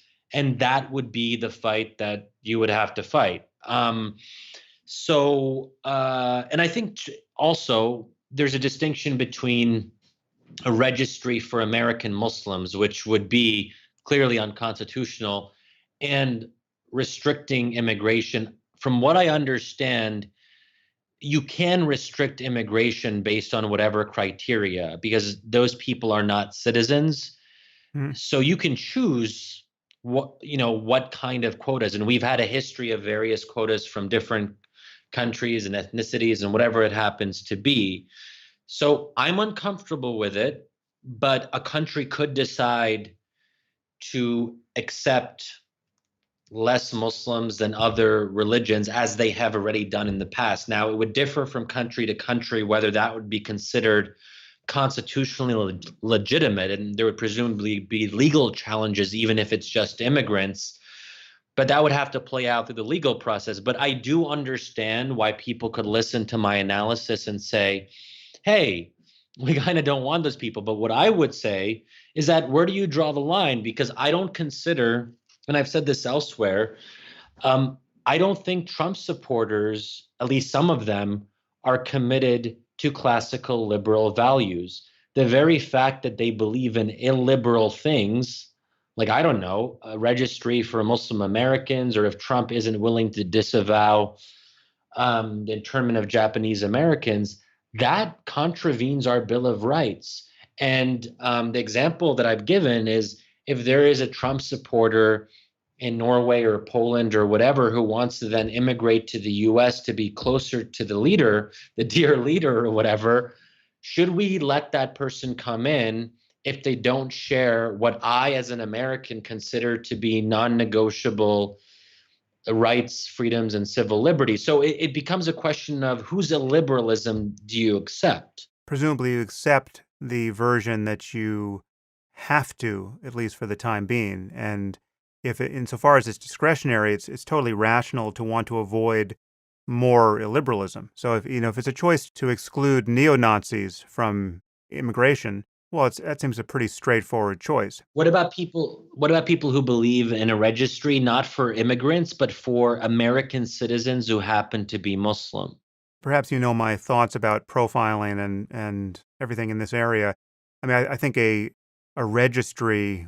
I'm not a lawyer, much less a constitutional lawyer, so I can't tell you that I know it would be unconstitutional, but I can certainly see that it would be an alarming, inflammatory, very likely counterproductive thing to attempt to institute. But the concern that it's articulating is a valid one. I mean, so we know we're not worried about Amish jihadists or Anglican jihadists or Mormon jihadists or Scientologists, despite how weird they are. We're not worried about them blowing themselves up in Times Square, right? So we're worried about Muslim jihadists. 100% of jihadists are Muslims. The first people who should admit that are Muslims. And Muslims, above all, should want to get this problem solved insofar as it admits of a solution. Therefore, Muslims should profile themselves. Profiling is a dirty word for using some statistically valid information to prioritize your use of attention. The only way not to profile is to pretend that you have no information about anything relevant to, in this case, terrorism or crime or anything else. So if you're going to pretend you know nothing about who is more or less likely to harm you in various circumstances, well, then you're delusional, right? Because you actually do have some information. But that's the only way not to profile. And the moment you think that there is some sign that one person or other has more or less an ability, motive to harm you, well, then you are profiling, whether you want to call it that. And so every woman profiles men when they think about the prospect of getting raped. And Right. every woman profiles young men versus old men, right? The 90-year-old in a walker is less threatening than the 25-year-old in a hoodie. And there's good reasons for that, and that's not going to change. And we lie to ourselves and to our children and to the electorate when we pretend otherwise. And we have a culture of politically correct lies that have been mandated on this topic. Again, another reason why we have Trump and the alt-right and all of this illiberal swing into true political ugliness, because the sane, sensible, ethical people have been taught to lie about these basic facts.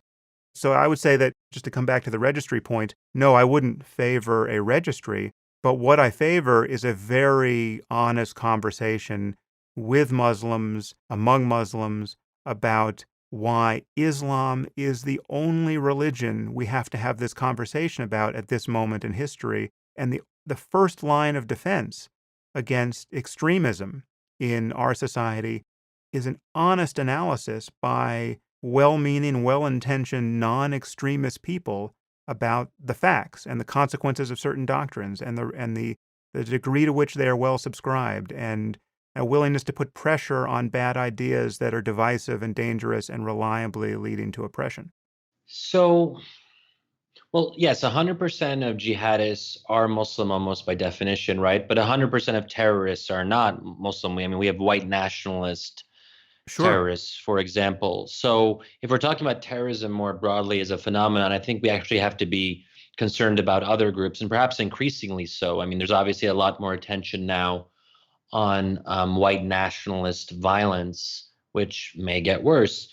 So, There's nothing I said there that disregards that, except I would just point out that whenever people make that statement, they tend to lie about the statistics of the risk. I mean, so people start counting, for instance, after September 11th. They say, 47 people have been killed by jihadists. And I guess this was before Orlando, but something like 47 have been killed by jihadists since September 11th, 2001 in the United States, and 49 have been killed by white nationalists. So white nationalism is a greater terrorist threat. This is the kind of thing that, someone like Dean Obeidallah will jump on CNN to say, right?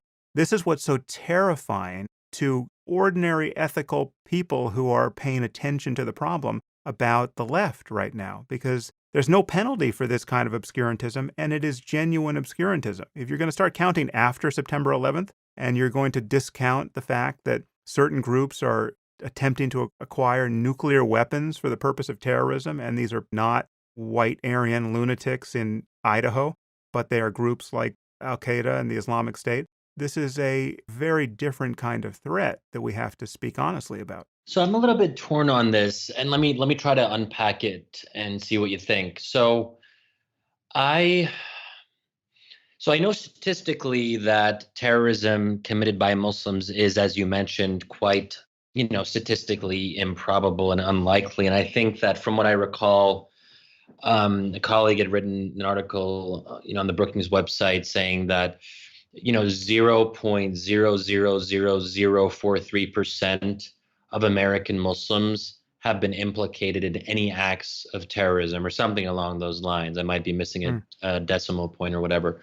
So in that sense, intellectually, I get the argument that a lot of people make on the left that, hey, there's a bigger chance that you're going to be walking by the street in some random neighborhood in DC and a piano will fall from the sixth floor window and it will bounce on the sidewalk, then hit you on a particular angle, and then you die or something like that, just to give a kind of, absurdist example. So I get that, but I'm uncomfortable with that because I don't think the reason terrorism, particularly terrorism from abroad, is so scary isn't because it happens a lot. I mean, that's not really the point. And I've been uncomfortable precisely for this reason with President Obama, because even if he says the right things occasionally, and I don't think he talks about terrorism the right way, but even when he does, there's almost a sense that he's offering us a concession, that in his heart of hearts, he's like, hey, there's a bigger chance a piano will fall on you, chill, people. And he's almost annoyed by the fact that he has to pander to fears about terrorism. But I get it. I mean, I can say to you now that I am more concerned about terrorism for the US writ large, for our national security, for us as a nation. I'm more concerned by terrorism committed by Muslims than white nationalist terrorism. And I guess when I say it, that seems obvious to me. I don't know if other people are going to find that to be a controversial statement. I don't know. It shouldn't be, and you could easily imagine a change of facts that would change your assessment. So, for instance, if the Electoral College in a couple of weeks decides to vote against Trump, right, and decides to give us President Hillary Clinton, what would we expect to happen on the ground? Well, then I would really worry about white nationalist terrorism Oh of some yeah, sort, or sure. some like a civil war. I mean, at minimum, I think you would have some hundreds of thousands, maybe 1 million people for whom organizing their moral worldview around their NRA membership will suddenly seem justified, and we would have a huge problem on our hands.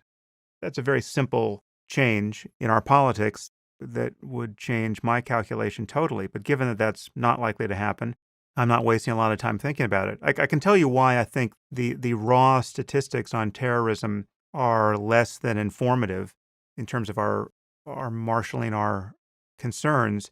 It's because two things. Well, one is that ideas spread, right? So that things can, insofar as people find certain ideas compelling, there can be follow-on consequences which are, whether or not they're foreseeable or not, they may not be linear with the actual body count, right? So who's to say how much of whatever Trump does to the world by virtue of being president, how much is that the result of Orlando and Paris and a few other things that just killed people by the dozens, right?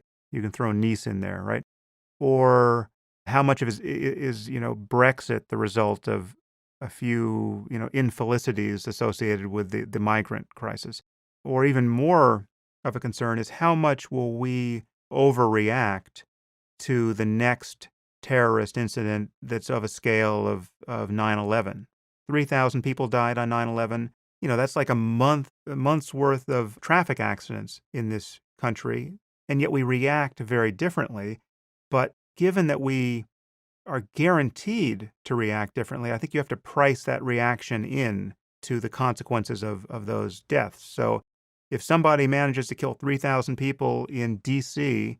or Los Angeles tomorrow and, wave the flag of ISIS in celebration afterwards, just how much will our reaction to that cost us in terms of resources, in terms of lives lost in foreign wars, both necessary and unnecessary?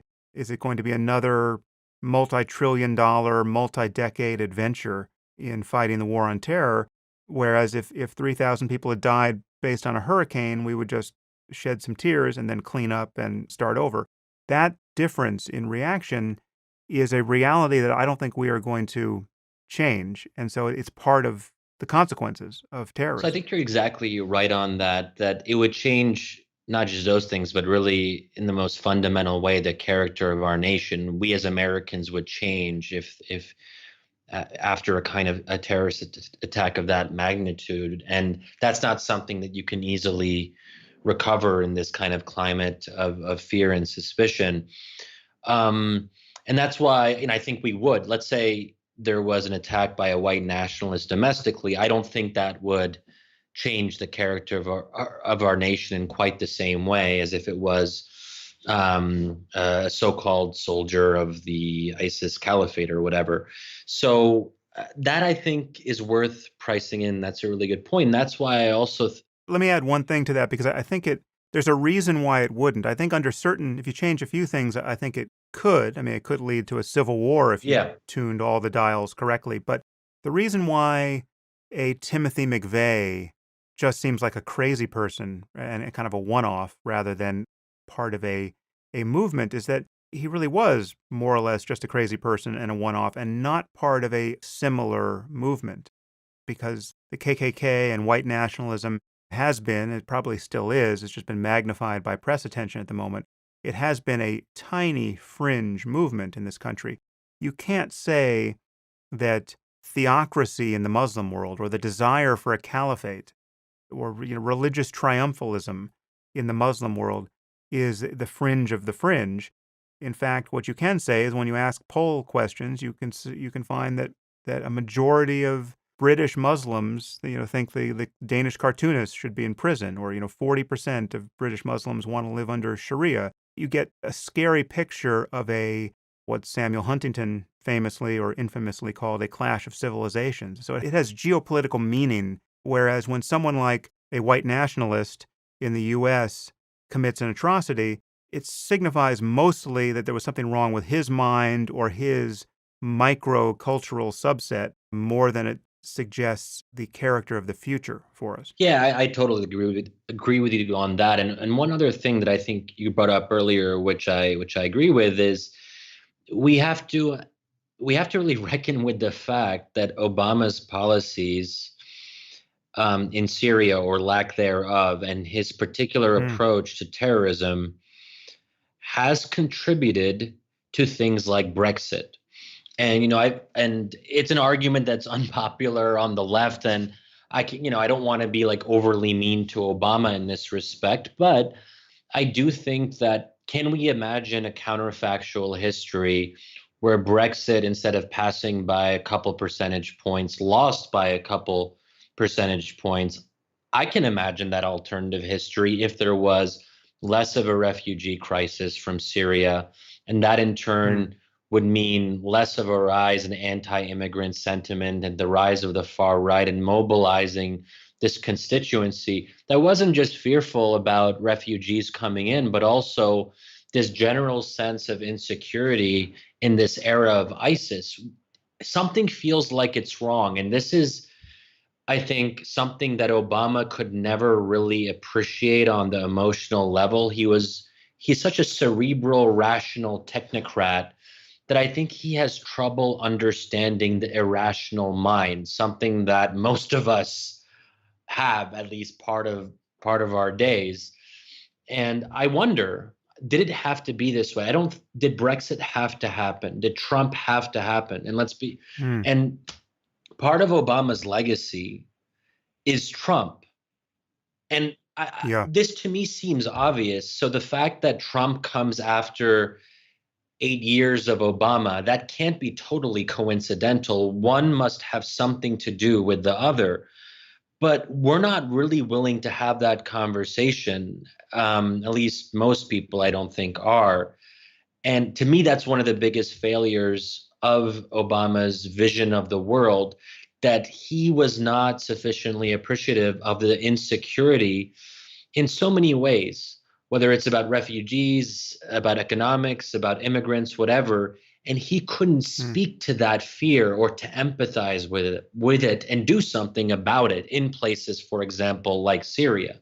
This brings me to another seeming paradox of your position because, while you urge us to accept what these various populations want in other cultures along democratic lines, I've heard you seem fairly hawkish with respect to our continued meddling in the Middle East and what you think the U.S. in particular should be doing militarily in the world. And so I want to bring you to the moment that you just referred to, which was, again, it is very surprising to me how little we talk about it because it seems just, again, if you're going to talk about counterfactuals, it's one of those moments that had it gone differently, you could imagine almost everything being different. And this comes to Obama's red line in Syria, right? He drew the red line. He said if Assad used chemical weapons, that would be crossing it, and there would be a robust response from the U.S.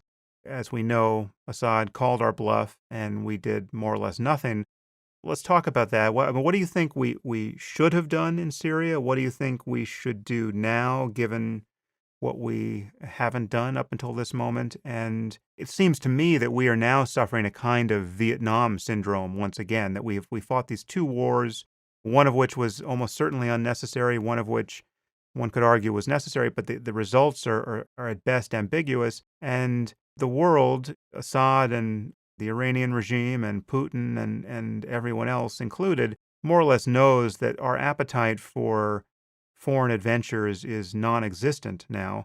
Just tell me what you think we could have done and what you Yeah, think so we should you be doing. alluded to the fact that I might have, from the perspective of some unex let's say unexpected positions on the use of U.S. military force.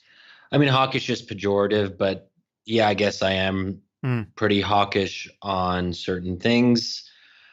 And I don't know, it could just be, I think that I sometimes feel in my own work and analysis that I'm dealing with a kind of internal tension. And I do try to be somewhat aware of what might seem like inconsistencies in my worldview.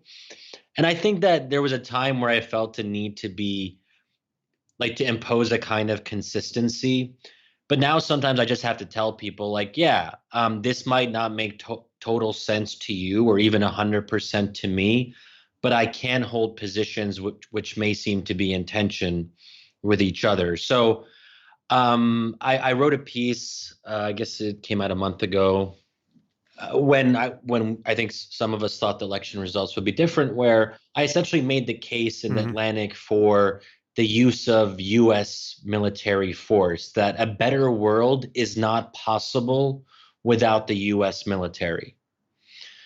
And that kind of Right. pissed a lot of people off.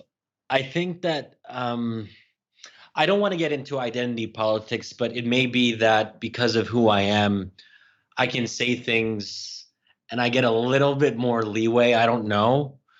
So part of this has to do with my formative experiences. So during the Iraq War, I was like a lot of people in their kind of younger years. I was a kind of anti-imperialist. I was getting into Noam Chomsky, and I was tempted by some of those ideas. And I guess something really clicked with me. I don't know if you remember this. There was this mass coordinated protest against the Iraq war.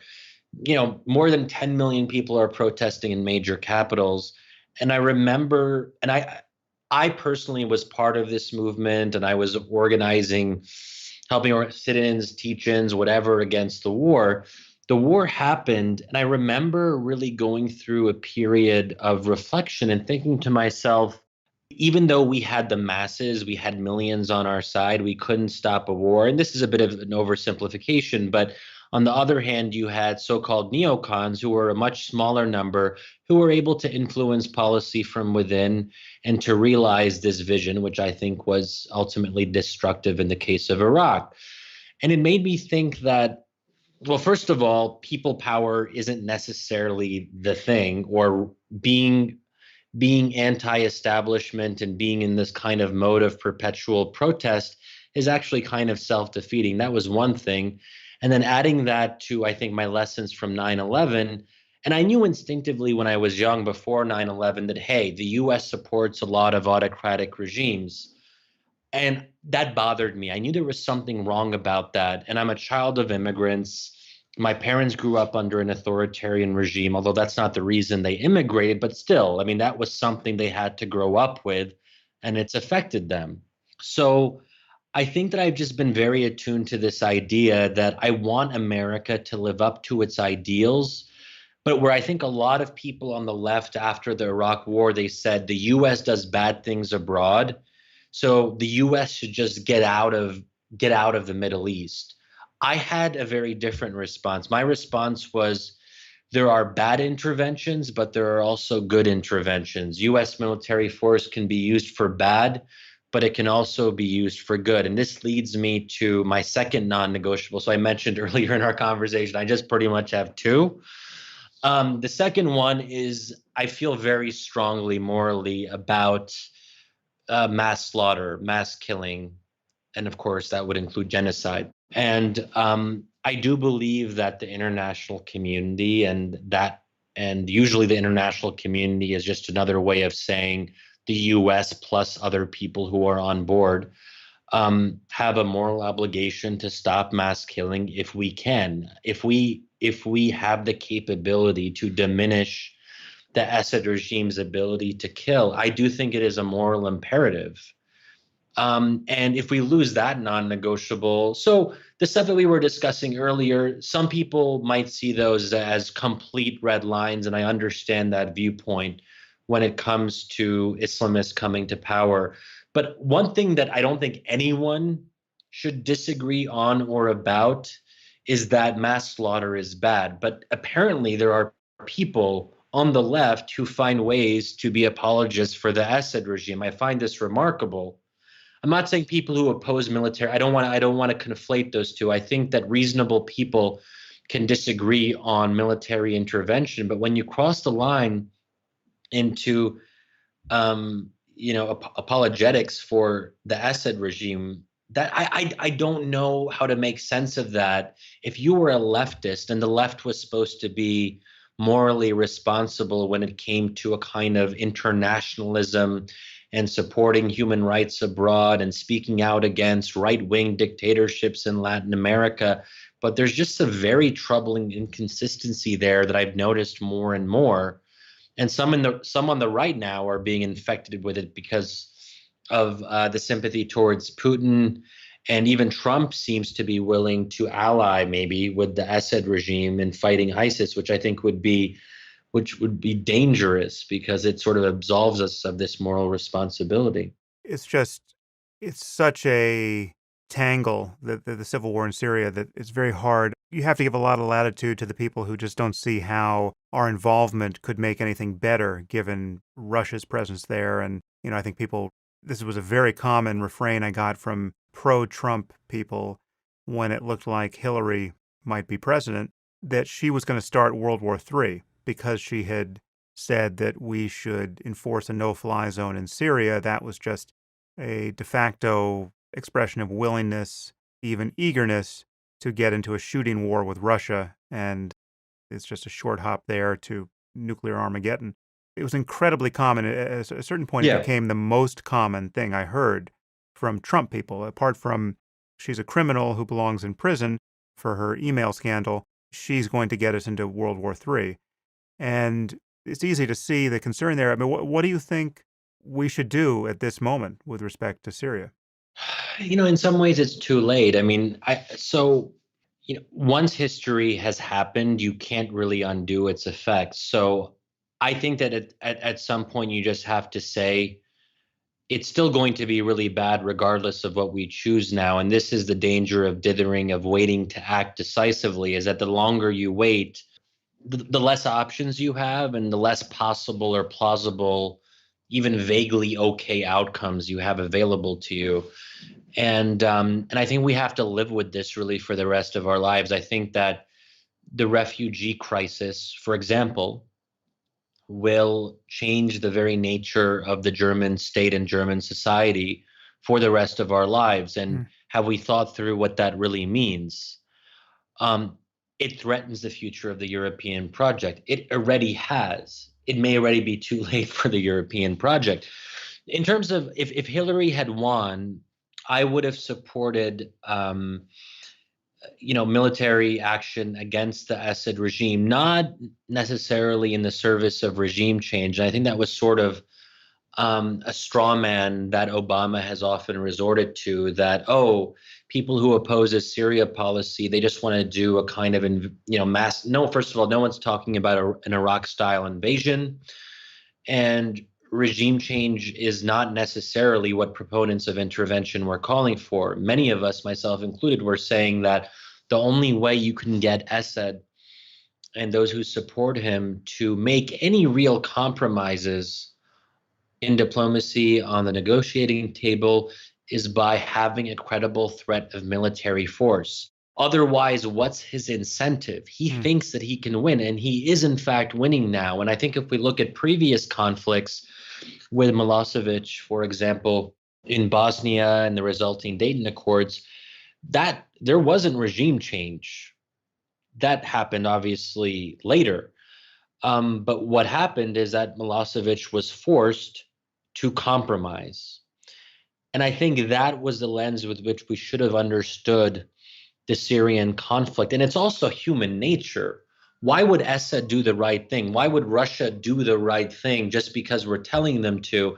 And I remember hearing kind of absurd expositions of this from Obama and others in the administration, that our leverage with Russia is that they will realize the fault of their ways because they will end up in a quagmire. And because they're rational actors, they will decide that quagmires aren't good. mm, And this, I think, has been endemic of our foreign policy approach for such a long time. We assume that other actors are as rational as Obama is. And Obama, I think, projects that, he superimposes that. And it's contrary to a lot of what we know about human nature. And that's why most people are not acting like Obama, whether it's Putin, Erdogan, Viktor Orban in Hungary, you name it, right? So I think that some of those starting premises were very problematic.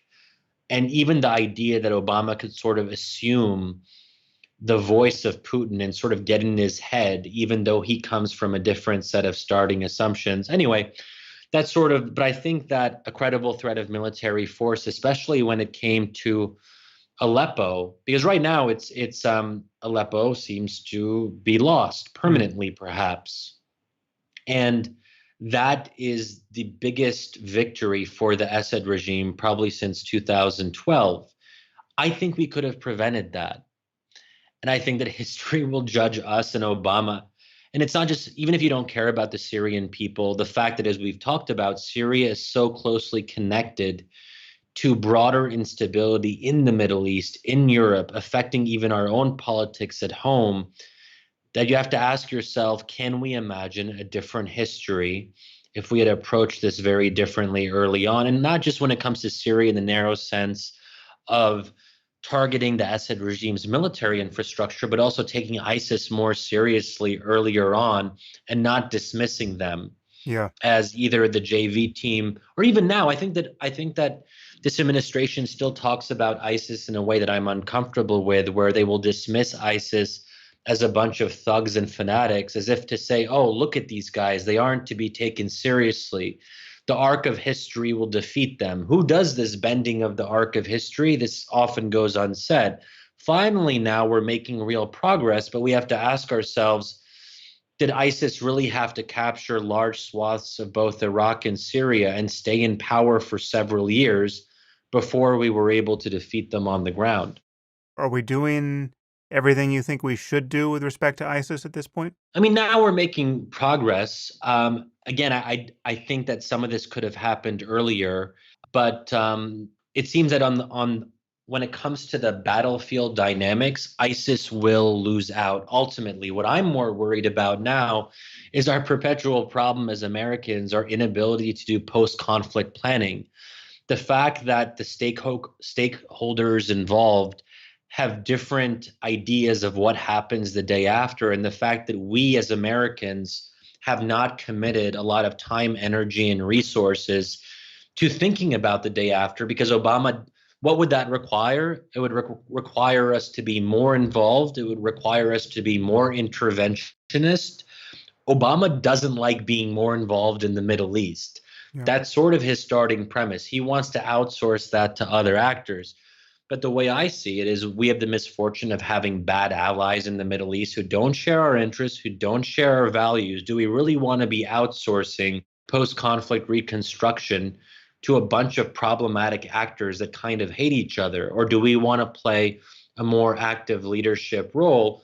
But you know what that requires? Having a conversation as Americans about, it's a bad word now, or bad two words, I should say, nation building. Perhaps we can say state building, or thinking about how we can help promote good governance in these post-conflict environments. But the fact that there's a taboo in American public discourse in talking about helping countries rebuild by committing real resources, that to me is a major liability. What would you say to someone who's just fundamentally skeptical that interventions can ever have a desired effect, and who would think that the only thing we need to do is break our addiction to oil and then just ignore the Middle East for the rest of human history?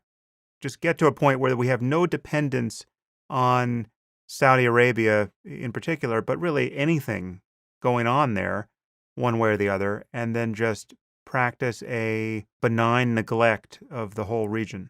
So I get this question a lot, and it's sort of a tough one to answer, because I mean, I obviously have a stake in a lot of this. It's kind of my job. So obviously, I'm going to be more invested in foreign policy, in America's role in the world. But I think that there's two things. One is the moral argument.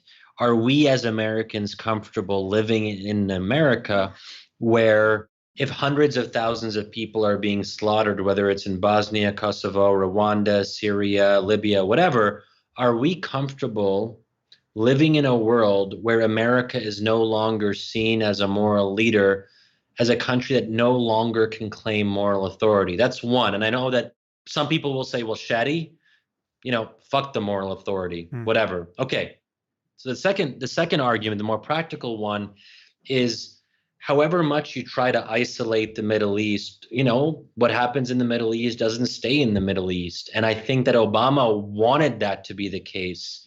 He was hoping that the Middle East would matter less and he could refocus attention on Asia and other parts of the world that he sees as more strategically vital in the long run. But even he was dragged back into the Middle East because the Middle East matters. The spillover effects are tremendous. And, we've talked about the effects on the European project. And I think a lot of us were offering this warning early on in the Syrian conflict. This stuff cannot be contained. The Middle East is not the place where you come in and you say, hey, there's going to be a civil war. It's going to be contained in these borders. These things have a way of metastasizing in ways that we should have been able to predict, but I think senior officials were not really willing to contend with, because if they had, the next step would have been, hey, we have to get more involved in the Middle East to prevent these issues from getting worse. But I hope that the lesson of the last 8 years is that you can't let the Middle East fester on its own, or else it will affect the very integrity of our own democracies as Americans, as Europeans. And I don't know if we can undo this far right surge. That's going to take time to really counter. So in that sense, the damage has already been done. A couple more questions, kind of short answer questions here before I let you go. And again, you've been truly generous with your time. It's been great to talk to you. Yeah, my pleasure. Yeah. This is a question that I've never had an answer for. What is the difference between the Muslim community in the U.S. and the Muslim communities in Western Europe with respect to radicalization and the liability of being radicalized? It has always seemed obvious that countries like Belgium and the UK and France have a very different problem, it's the same problem, but it's probably an order of magnitude worse than we have in the U.S. with respect to radicalization. I've made a few hand-waving attempts to explain that, but So if we had talked maybe a month ago before the election, I would have cited the US as offering a model of Muslim integration. I think there's a lot to be proud of. And as someone who is an American Muslim, I've seen that firsthand, and it's been impressive and it's been inspiring to me. And I think there is a reason for it. There's many, but one that I'll mention, which is perhaps most relevant, is the U.S. is better at integrating Muslims. But then the question is why? And some of that has to do with American attitudes towards religion. The U.S. is not coming in and saying to conservative, intensely practicing American Muslims, hey, you guys have to be liberal, or you guys have to get on board with X, Y, and Z. There's a kind of respect for public expressions of religiosity and religion that others may not be comfortable with. And that also applies to Christian evangelicals and Orthodox Jews on any number of issues. But I would never question the Americanness of a Christian evangelical who is homophobic or is anti-gay marriage. That bothers me. I'm against that viewpoint, but I'm not going to question who they are as Americans in terms of their actual identity. And I think it's similar in the sense that you can be fully Muslim and fully American, and no one is telling you that you have to choose between one or the other. What worries me about countries like France is that that's essentially the proposition that's being proposed, that if you are a Muslim woman who may otherwise be quite broad-minded or even secular on any number of issues, but you happen to wear the headscarf, and maybe you like, I don't know, going to the beach in a burkini or whatever it happens to be. The French state and French society to some extent is telling you that you are not fully French. You are not like the rest of us because you have made a personal choice to wear the hijab. And I'm talking here about someone who presumably, let's take the example of someone who out of their own volition, and maybe even against the wishes of their more secular family. I know many examples, both in Europe and the US, of of young women who decided to wear the hijab against the wishes of their parents. So, you know, I that's where the aggressive French model of laïcité, I think, can be counterproductive because it's very ideological and it's narrowing and it doesn't allow for a broader sense of French identity. And I worry about that. And I worry that many French Muslims are coming out of this experience feeling that they are under attack and they're not being treated as equal citizens or as fully French. And I think that's also a problem more broadly in Europe in the sense that nationality and nationalism and being a citizen of a country, there's more of an ethnic or linguistic cast to it where there isn't that, or there's not supposed to be that in the US, that anyone can really become American. And I've watched, for example, my own parents become American. They seem American to me. They feel American to me because they believe in the American project and they feel passionately about it. And they're willing to, if things go wrong under Trump, they wanna do whatever they can to fight for the values that they believe in through political activism, again, through protest, through voting, through volunteering. And that's an exciting, and I've been able to watch that almost in real time. So I think there's something we can learn from that. And do you think there's any difference in the demographics of immigration that explain the difference? Are we drawing from different populations in terms of the immigrants who come to or have up until this moment come to the U.S. from Muslim majority countries? So there's definitely a class and economic element. So my parents, my dad is still an engineer, as many Egyptian parents are, and my mom used to be a doctor. So I mean, I think that at least when it comes to those of Arab origin or from the subcontinent, you do see relatively high levels of educational attainment, and that definitely plays a role. We did just point out, now several hours ago. Yeah. Yes. that You caught me. You caught me. that education, I mean, if anything, the variable cuts the other way, and we're not talking about the poorest of the poor who are being radicalized for the most part, but reasonably literate, well-educated people. So I think it's a little bit different when we're talking about minorities in the West. And this is maybe something I should have mentioned earlier, but I think there's less of a threat when it comes to immigration. There's an interesting hypothetical of what America or Britain would look like if the population was 60% Muslim. And I can understand people being concerned that in that case, society might look a little bit different, and you may have, let's say, Muslim parties that are not that have a particular vision, and there may be illiberal elements of it, hypothetically. But I worry about kind of ascending into those hypotheticals because for the rest of our lives, there is no way you'll get even close to a majority Muslim population in the US. There is nothing that can happen immigration-wise or conversion-wise that would lead to that. So I worry. So it's an interesting, from an intellectual standpoint, I think that would be a kind of intriguing counterfactual to contend with. But we also have to be realistic. And I think Muslims as minorities in the West is different than Muslims as majorities in, say, the Middle East or South and Southeast Asia. But you wouldn't say the same thing about every country in Europe necessarily at this point, would you? Maybe a majority is too heavy a lift, but a significant enough minority in countries like France or Germany going forward post-migrant crisis, that the political dynamic changes, or at least is not similar to what's going to be true of the U.S. for any foreseeable future. Yeah, but even if you take France, for example, I believe that the Muslim population is somewhere like 7 or 8%, which is quite a bit more than the US, obviously. But again, I mean, there's no real risk of French Muslims taking over the government and making it, I mean, as sometimes I think there's sometimes this alarmist rhetoric where people pose that as a possibility. That can't happen.